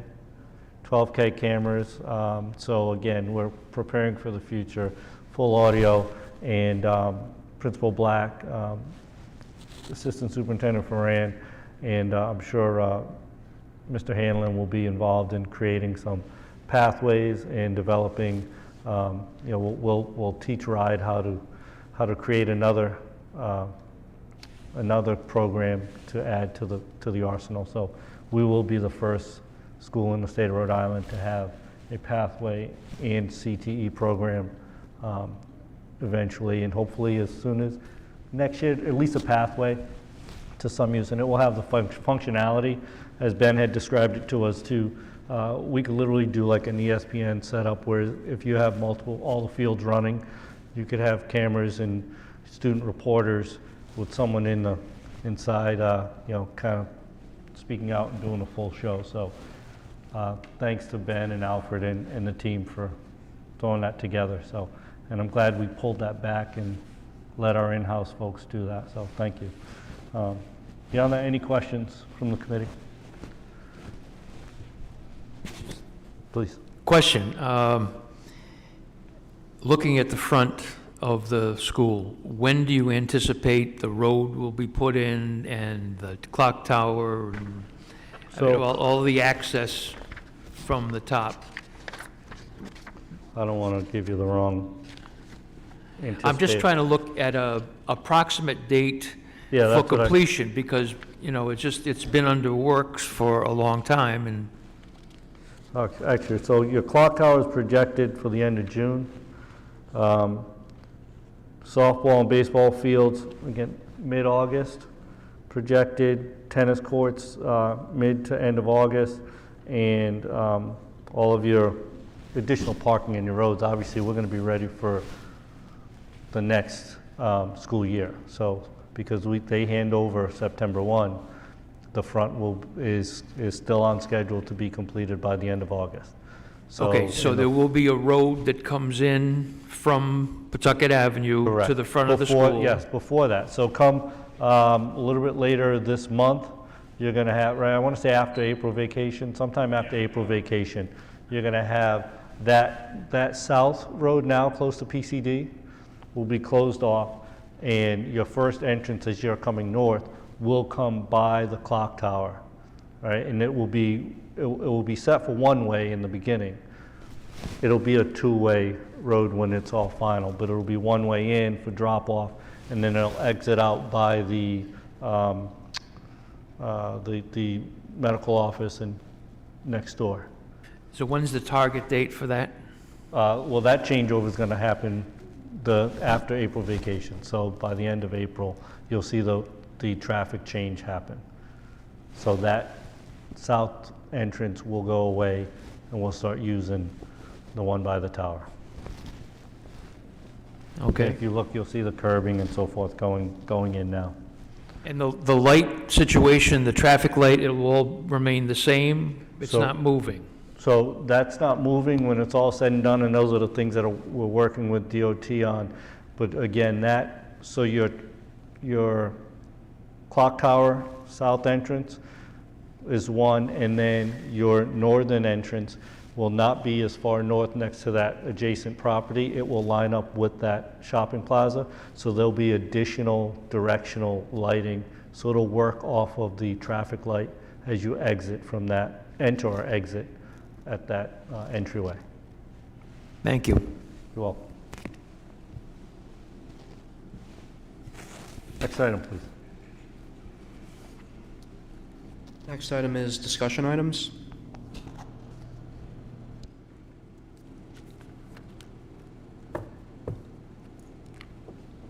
So we have, first is naming of the high school stadium, County Stadium, second passage. Any comments or discussion?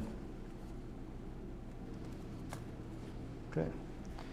Next is RIDE curriculum guidance. Through the chair, Mr. Jones. you're, okay, I didn't realize you were going to, no one else was going to speak on this, so I will address it. I think, I mean, we are sitting in the midst of a huge athletic complex. I don't know another high school in this state that is in the middle of an athletic complex like this. And look, I'm a townie. I have lived here my entire life except for my military service. And I think we can do better. We can come up with a better description of where we are, whether it's the East Providence Athletic Complex or the Circle of Achievement, the Circle of Excellence.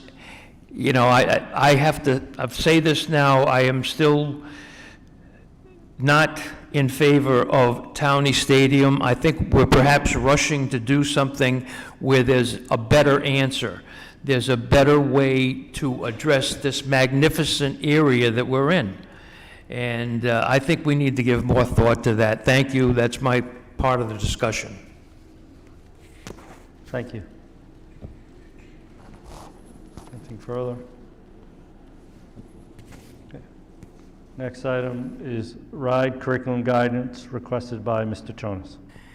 I've asked for this because recently we were notified that RIDE is making some changes to curriculum, and I wondered what the upshot, Superintendent Crowley or Dr. Bowler or Dr. Ferrand, if anybody wants to take that, what is the upshot of the changes? I will take that. Okay, go ahead, yeah, good. I will take that. When you say recent, do you mean recent? RIDE made some guidance probably about 3 or 4 years ago. No, I'm talking about in the last 30 days. So, I think, I Mr. don't Jones, correct me if I'm wrong, are you speaking to the proposed graduation requirement changes? Oh, I'm sorry. I thought you meant in terms of Are you curriculum. talking about the secondary graduation requirements? Yes. All right, I'm on that committee. Those are out, I think I spoke to that at a couple of meetings. I am on that subcommittee. They're out for public comment. I think everybody has received a copy of those, the school committee, superintendents throughout the state. They were asking, for example, some of the things that all students take 2 years of a foreign language to graduate. All students were to take Algebra 1 before they graduate. They were requiring many more things and not allowing the student schedule to be flexible enough to take pathways, to use the CTC programs as they should.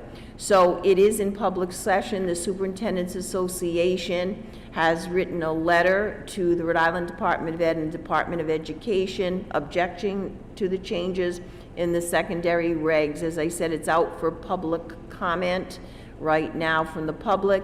It will go before the Board of Education, I believe sometime in July, and some of us will be there to testify against it. Thank you very much. And That is, yes. Mr. Jonas, also, I just received this on Friday from the School Committee Association. So it wasn't in time to put it on the agenda, but it is another resolution that, Yeah, that was yeah, what. right. And so essentially, this is requesting that RIDE do a cost assessment to these additional requirements so that every district can, quantify and monetize what these demands would bring about. So this will be, my intention was to have this on the next meeting. agenda? Good. Yeah, because Okay. I just received this on Friday, so. Well, I'd like to have it on the next agenda also. Yeah, I have so, yeah, you want to, oh yeah, give that to Sharon and have her send it out? Okay, that's fine, yeah. Great. There's Thank also you. a public session tomorrow night at 6:30. At Bristol, is it? Bristol Library? There was one, I thought it there was was one tonight. Middletown Library. I'm not sure, but I do have it on my calendar. They've been all over when Sam Yep. did. I went. Next is district lunch options at elementary level, Ms. Azanero.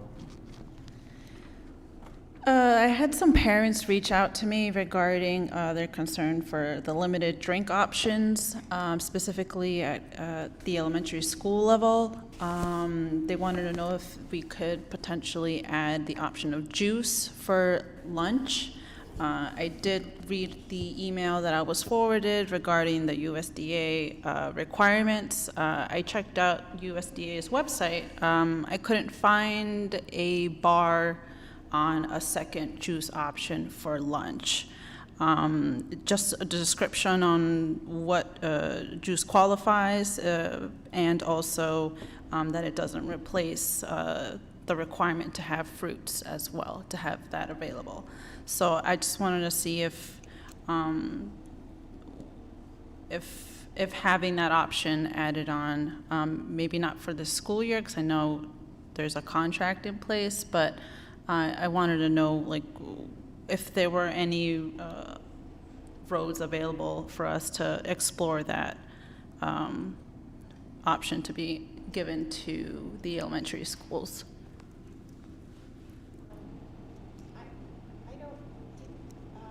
Did Melissa Reed send something to you, Jenny? Regarding that, I believe we can't offer alternatives other than water because of the sugar content and things of that nature. Didn't she send you something, Chartwells? Yes. Yes. So, Celeste? It's in the packet? April 6th, with an explanation?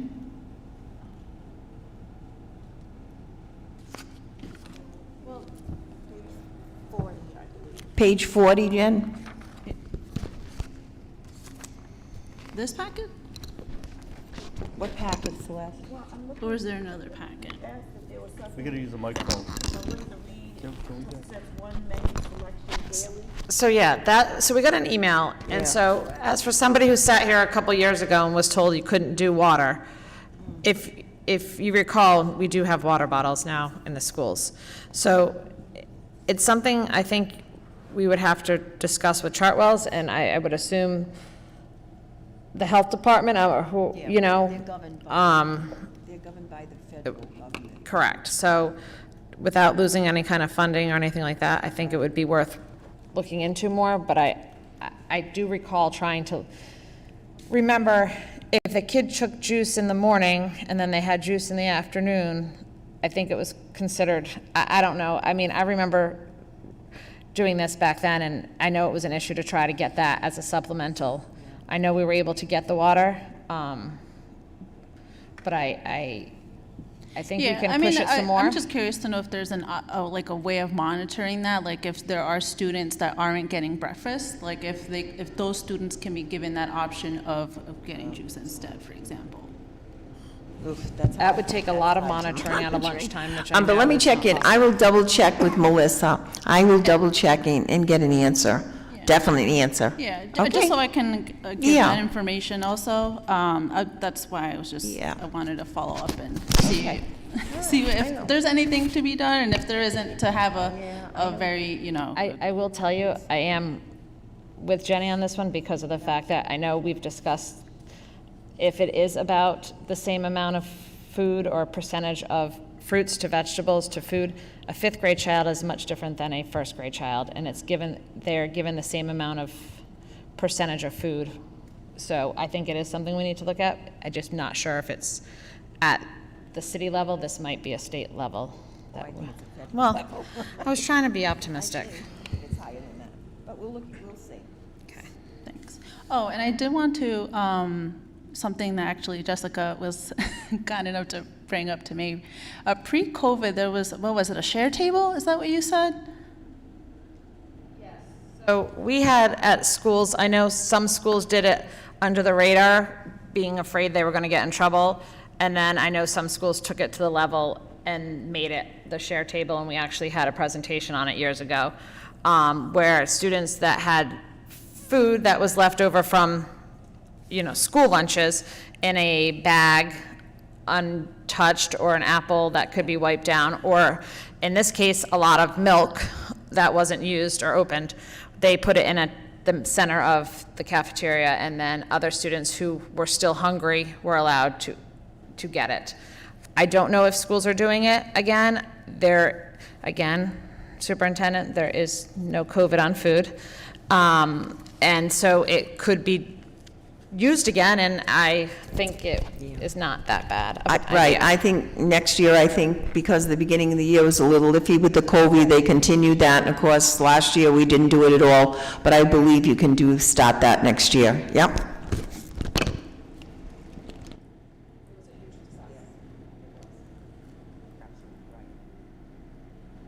Anything else? No? Okay, next item, social emotional needs after COVID, Mr. Brandel. So I figured that with the school year coming close to an end, it would be timely to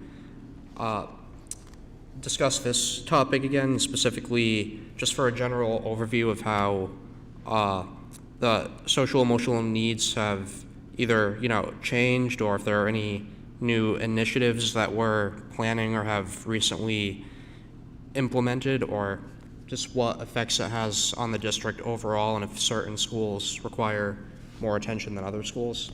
So just a general overview of that.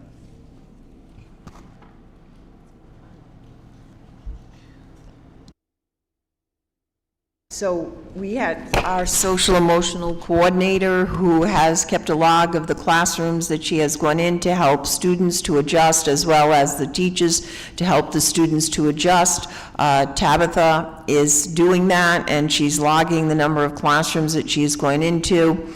There have been speakers both at EPLAC and some PTOs talking about the influence of COVID on parents and children. We had extra social workers on this year, Max, so that we could help the students in need.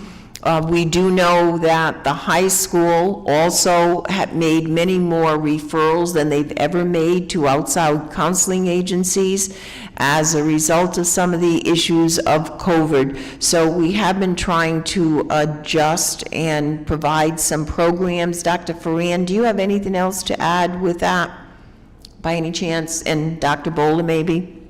I can add that some of the schools have purchased materials, and I think so, yes. Such as the little spot programs that they use to address social emotional areas, I'll use that, and that they have certain strategies they use. Many of them do, they're putting in like little, I'll call them stepping stones, but I'm sure that's not what they call them, and places where students can go and calm down. So there are a variety of strategies that are in the schools, and some of those strategies are implemented based on the needs that they see for their particular students. It may be a little bit different. Some schools may decide we'll use the little spot program. Somebody else may say we'll use the little spot and some of these other strategies. And even before COVID, there were I'll call them like the zones of regulation. So there's always been some, I don't want to use the word program, but there's always been some look at how to provide students with strategies so that they know how to, address certain feelings that they have, but also opportunities such as social groups to talk about things, and access to the social worker, or so there are programs, there are strategies being used throughout the schools to address social emotional learning. And also, as the superintendent said, Tabitha reaches out to teachers. She does a newsletter that provides teachers with tips. She also has something called SEL and Snacks, I think it's called, where she sends out a sheet with either a clip of a link to a video, an article, or some information that teachers can use to address the needs of the students. And along with that, it's supposed to be very quick. She sends them a little snack, so it's called SEL and a snack. I probably have the title wrong, forgive me, Tabitha. But you do get a little snack so that it's quick information and it doesn't require you to spend hours and hours looking for stuff. So there are a variety of people resources, material resources, strategies that the teachers are implementing, and some that the students can use also. All right, thank you.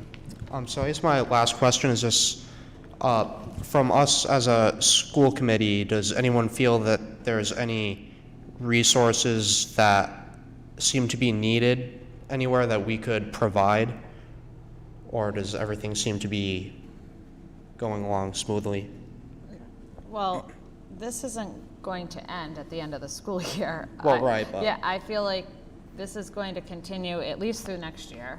Maybe the year after that. We've brought that up a couple times. So I don't want to see us taking away what we've already put out there for the COVID resources, like any extra social workers or any extra programs, or continue to use money that is given to us, especially through ESSA grants, for this. I mean, they're struggling. Anybody who goes into the schools will see that. Anybody who has children will see that. It's not going away. Teachers are struggling. And I would also add, regardless of COVID, there are times children need social emotional support. There could be some life-changing events. It could be any time during the course of their lives. And so hopefully these programs, these strategies will continue to be used. They're not one-shot strategies just for COVID. Some of these were in our schools prior to COVID, and they will continue because we will continue to see children who have social emotional needs. So I don't see some of the actions that the schools have taken in terms of training and materials and support going away. I think that's part of what we do as a school system. All right, thank you. If I may add, and I meant to mention this, Jessica, on the policy committee, but it kind of ties into the social emotional. I've had 3 in the last week and a half conversations and/or meetings with parents, and I believe to some extent it's social emotional related, but the bullying policy, if we can, have a look at that, not just a look at it, it needs some updating. There's some website links that are no longer active, and but I think there's some clear guidance, and also just reading through it, I think maybe you and your team can look also at. I don't know if there's a way to kind of grade appropriate, because there's just a lot of questions when parents go to it. It's between it being dated with information as a minimum. There's a piece on there that talks about, and Dr. Fran and I had a conversation about this. Like there's a piece on there that talks about training for parents, right, to report or Because a lot of it is state regulated. It's right. state. No, Exactly. we understand that, but yes. So the state regulation, but the access to the information, again, the website on the policy is our old, .com or .org or whatever it is. Yes. No. Yes. That policy policy on bullying had to be put right in the front. That was a requirement. Correct. So, yeah, by the right, so. state. But it so needs, you're not- the no, what I'm paperwork saying needs is to be when you- updated. Oh, Yeah, The when you paperwork look needs to at be the updated. policy, and there's a, it lists a link to go to, and it also talks about training Okay. for parents. So like Dr. Fran had said, maybe there's a, a tutorial that could be a link to a tutorial, but something that, we can do something, and I know, but, yeah, so we can, We're definitely, it will be on May, Okay. definitely. because I definitely, it ties into the social emotional piece very well. And, I have to say, the 3 parents, different grade levels actually, like drastically, all just very sincere, professional, respectful, caring, parents, and just looking for us to do what we do, and policies is in our purview, so thank you. Next item, we handled the item 5, the renaming Columbus Day, and then we have the resolution in support of Senate Bill S2596, Capital Development Programs for Education. I know Mr. Cahoon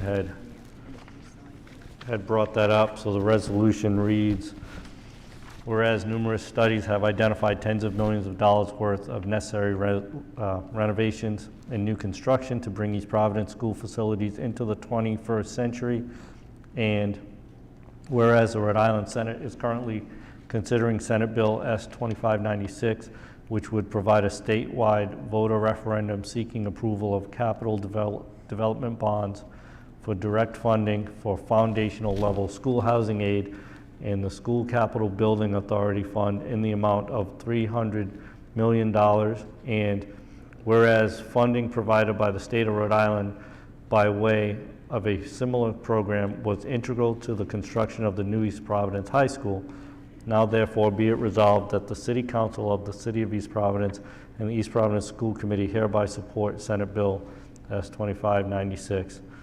This resolution shall take effect upon passage, and then there's a signature for the council and for the school committee, and that is what is up for consideration and vote.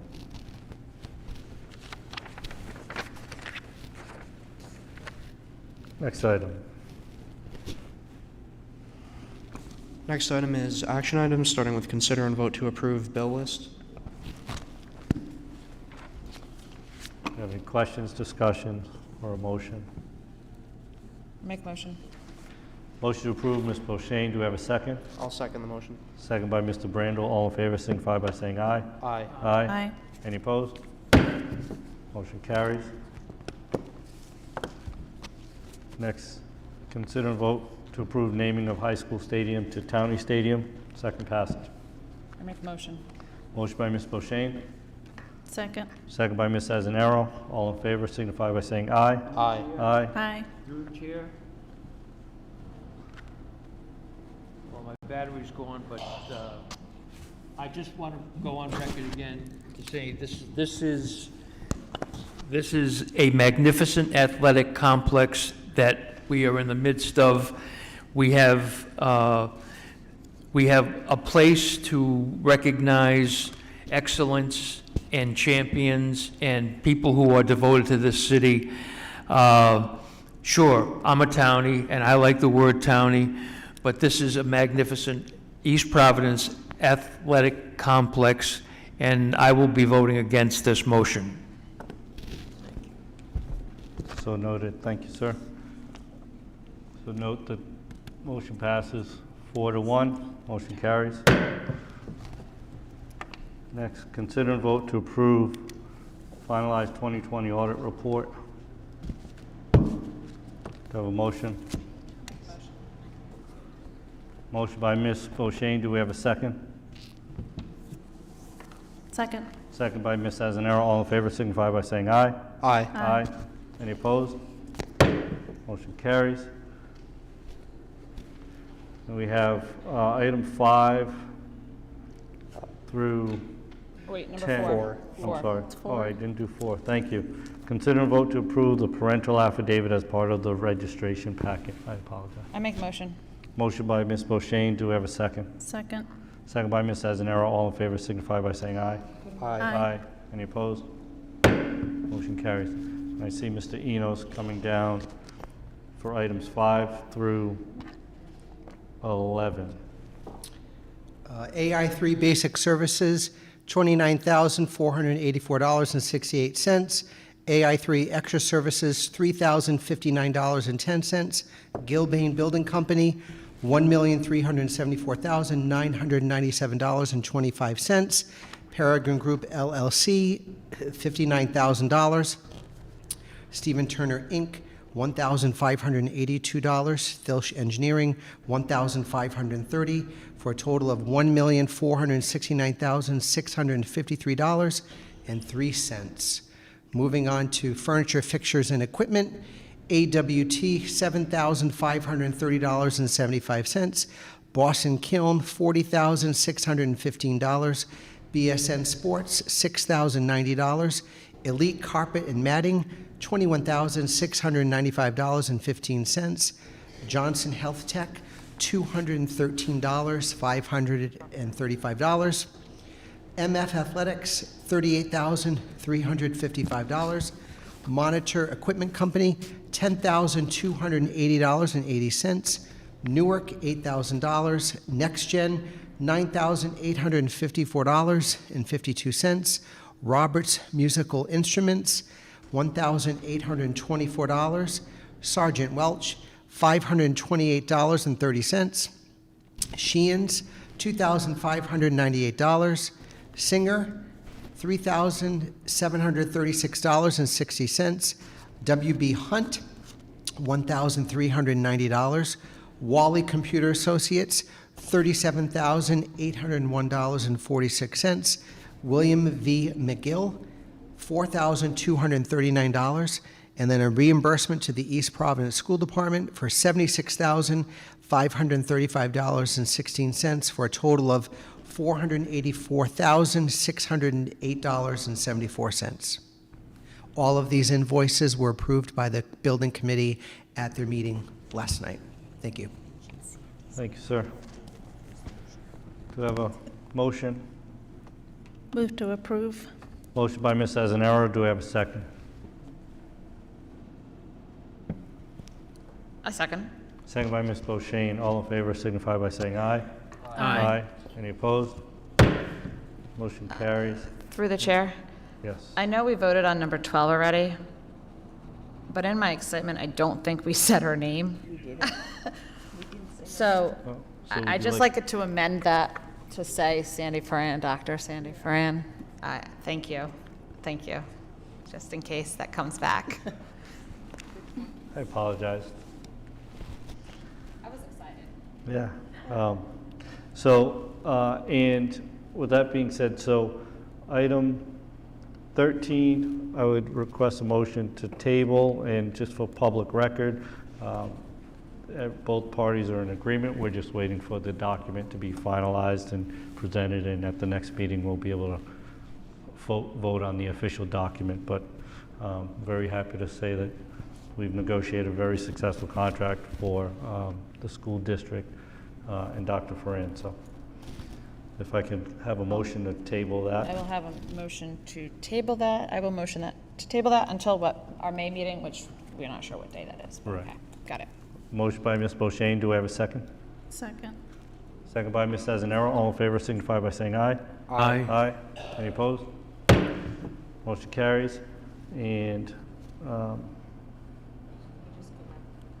yeah, well, If it's a problem, can I just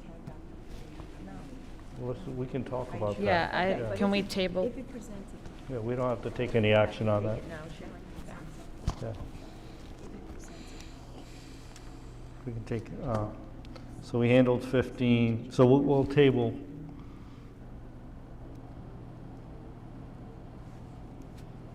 We'll table, and I'll poll, in the interest of time, I'll poll each member for a date prior to the May schedule.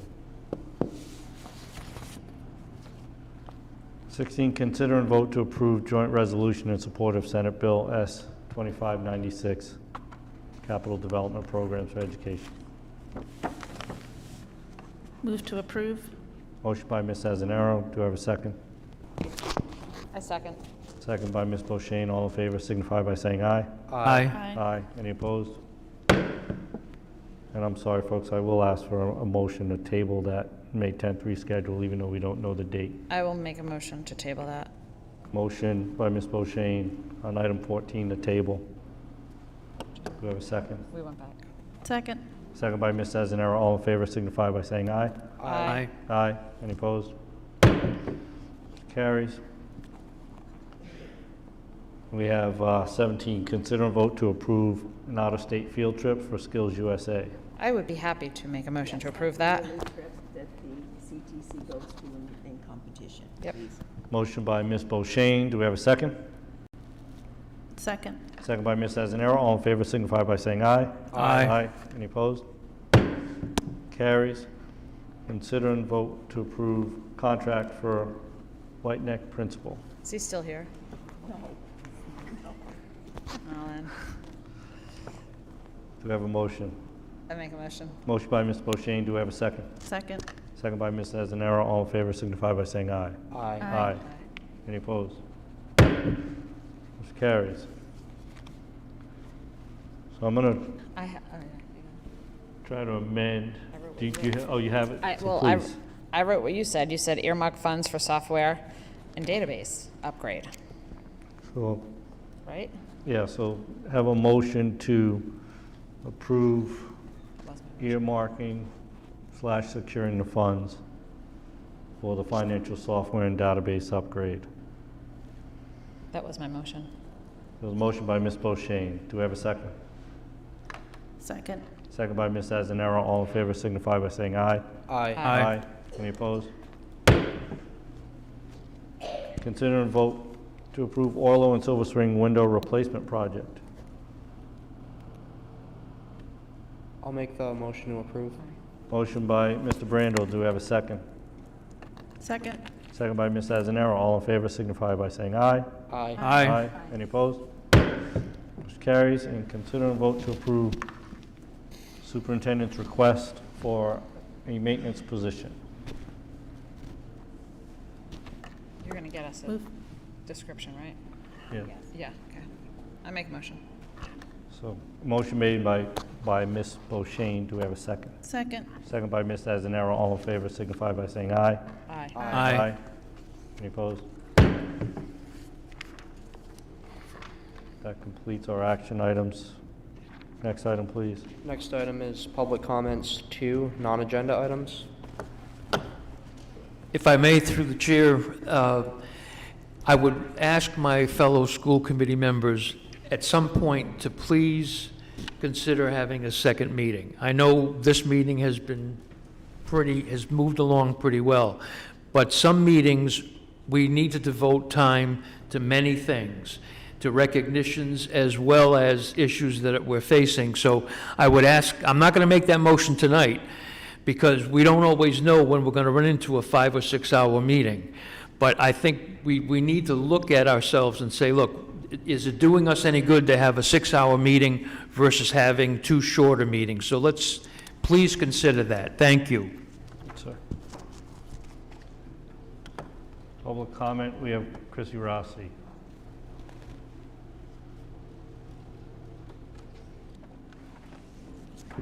Hi. Is this thing on? Everybody still awake? Excellent. I would like to wish Superintendent Crowley the best on her retirement. I can't see her. Oh, there you are. Congratulations. And Sandy, I would like to congratulate you on this position. This is going to be just fabulous. I'm very happy for you. Thank you. And I did put myself on for public comment to discuss, and I wrote it on my hand so I didn't get it wrong, intensive resources. But I heard you tell Caitlin we couldn't speak to it because it wasn't on the agenda, and that you were going to put it on the agenda for the next meeting. Did I understand that correctly? Intensive resource. Oh, did you ask Joel or? I can't hear you, I'm sorry. The intensive resource was said to be, what was stated, someone correct me if I'm wrong, is it is on the EPLAC agenda, and it would be addressed there. I have not seen the May agenda, and I would have, so, no, that's what was stated. I think that was your question, right? So the only way people will get to hear about this potential change is going to be to attend the EPLAC meeting. Is that correct? No, that would be a false statement. Okay, could you please explain it one more time for the people who didn't catch it the first time? So I'll try. The question was it stated earlier that was going to be in the next school committee meeting? And I said it had not been stated earlier. It was stated that it would be at EPLAC, but that doesn't mean that it cannot be at the next school committee meeting. So I simply answered the question. Okay, so how does one request that this make it onto a school committee agenda?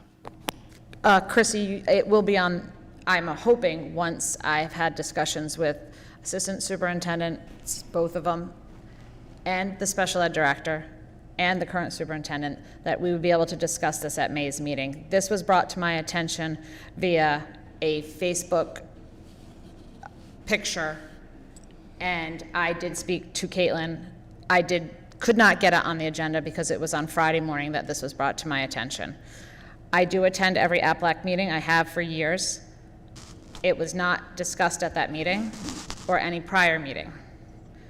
So therefore, I can't give you any answers, but I will tell you the stakeholders that are involved are currently talking. And for me to sit up here and tell you what we're going to do or what our plan is to do, I would not be telling you the truth, because it's not fair for me. The teachers who have not been spoken to about this, the students, the staff, the department heads, and the principals, I think at this time, are the only ones that have been spoken to. So I can't tell you what the plan is going ahead, but I will tell you, I know the need for parents to know about it, and they will know about it as soon as all the stakeholders in the school department are on the same page and doing what is best for kids, for all kids. Through the chair, but the plan is already in effect, is it not? If Christy said the potential, what will be happening, and I agree with that, what the plan is to happen.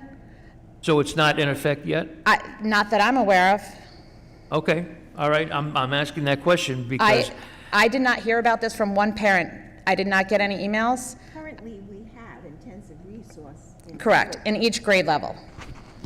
At our middle schools, if that's what we're all talking about. Yes. But all I can tell you is, I have not been contacted about this. I only saw that small Facebook post that was a photo sent to me. So I don't have any comments to share with you. I have no parent input. I have no teacher input. But I did ask the administration to take a look at this immediately, Friday morning, when it was brought to my attention. Well, I will say I received a text message from with total privacy, with a student at Myron J. Francis School, okay, where an event took place. So I was hoping we would be able to find something out tonight, but if we need to wait, if that's our only option is to wait until May, we'll wait until May. I think I'm talking about a different program than you are. Mine are at the middle school level that I'm discussing. There are a lot. Yeah, okay, but... Leslie's here, but there are a lot of different programs, okay? So what's at Myron J. Francis isn't at, maybe not be at the middle schools. The high school has been incorporating more and more students into regular ed classrooms over the last couple of years. They were phasing them in, so it's not like it's this plan. That has been a phasing in from self-contained, the old term self-contained classrooms, to allow students to have the same opportunities that other students are exposed to in a regular classroom with support of a special education teacher or a paraprofessional. So that's what this is all about. I believe Riverside and Martin are the two issues because it came about for those two schools recently. So I believe that's where this is coming from. I don't know that, but I'm sure our Director of Pupil Personnel Services, and I know Dr. Ferrand's had conversation with the two middle schools, can explain that to us all. But that's what it is. It's like not a plan, and it's not to get rid of it. because the law requires, in many instances, least restrictive environment, and in some instances, we weren't not meeting that requirement for our kids. So, but I'm gonna let them explain that, because they have had more. So on the May agenda, because I don't want to get into this Yeah. off agenda. So on the May agenda, we'll get an update of sorts once we get an official request. And Charlie, if you have someone that has reached out to you with their concern, right? Now, just so that the response or the information provided is pertinent to the request from the parent, because it seems like you may be the only one, other than, I know Jess said she saw a social media post, right? So, but if someone has reached out to you, then why don't you provide that topic, and then that way Leslie, Ms. Anderson can respond specifically to the request.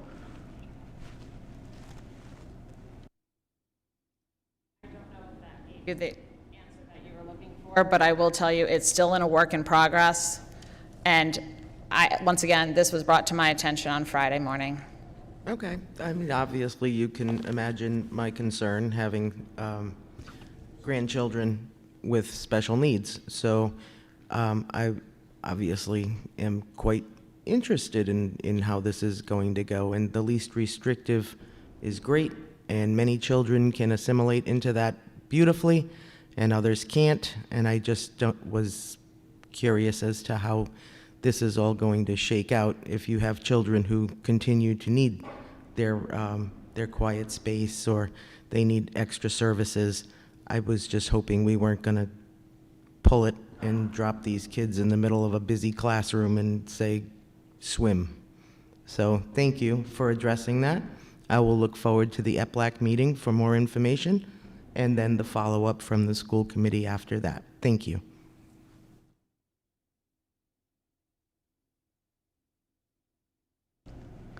Next item, please. Next item is announcements. Quickly say the SATs are tomorrow, and I hope that everyone's in bed for those people that, good And luck. And it's escaping me right now. Do you happen to know the bowl, that event that the May 28th, 9th?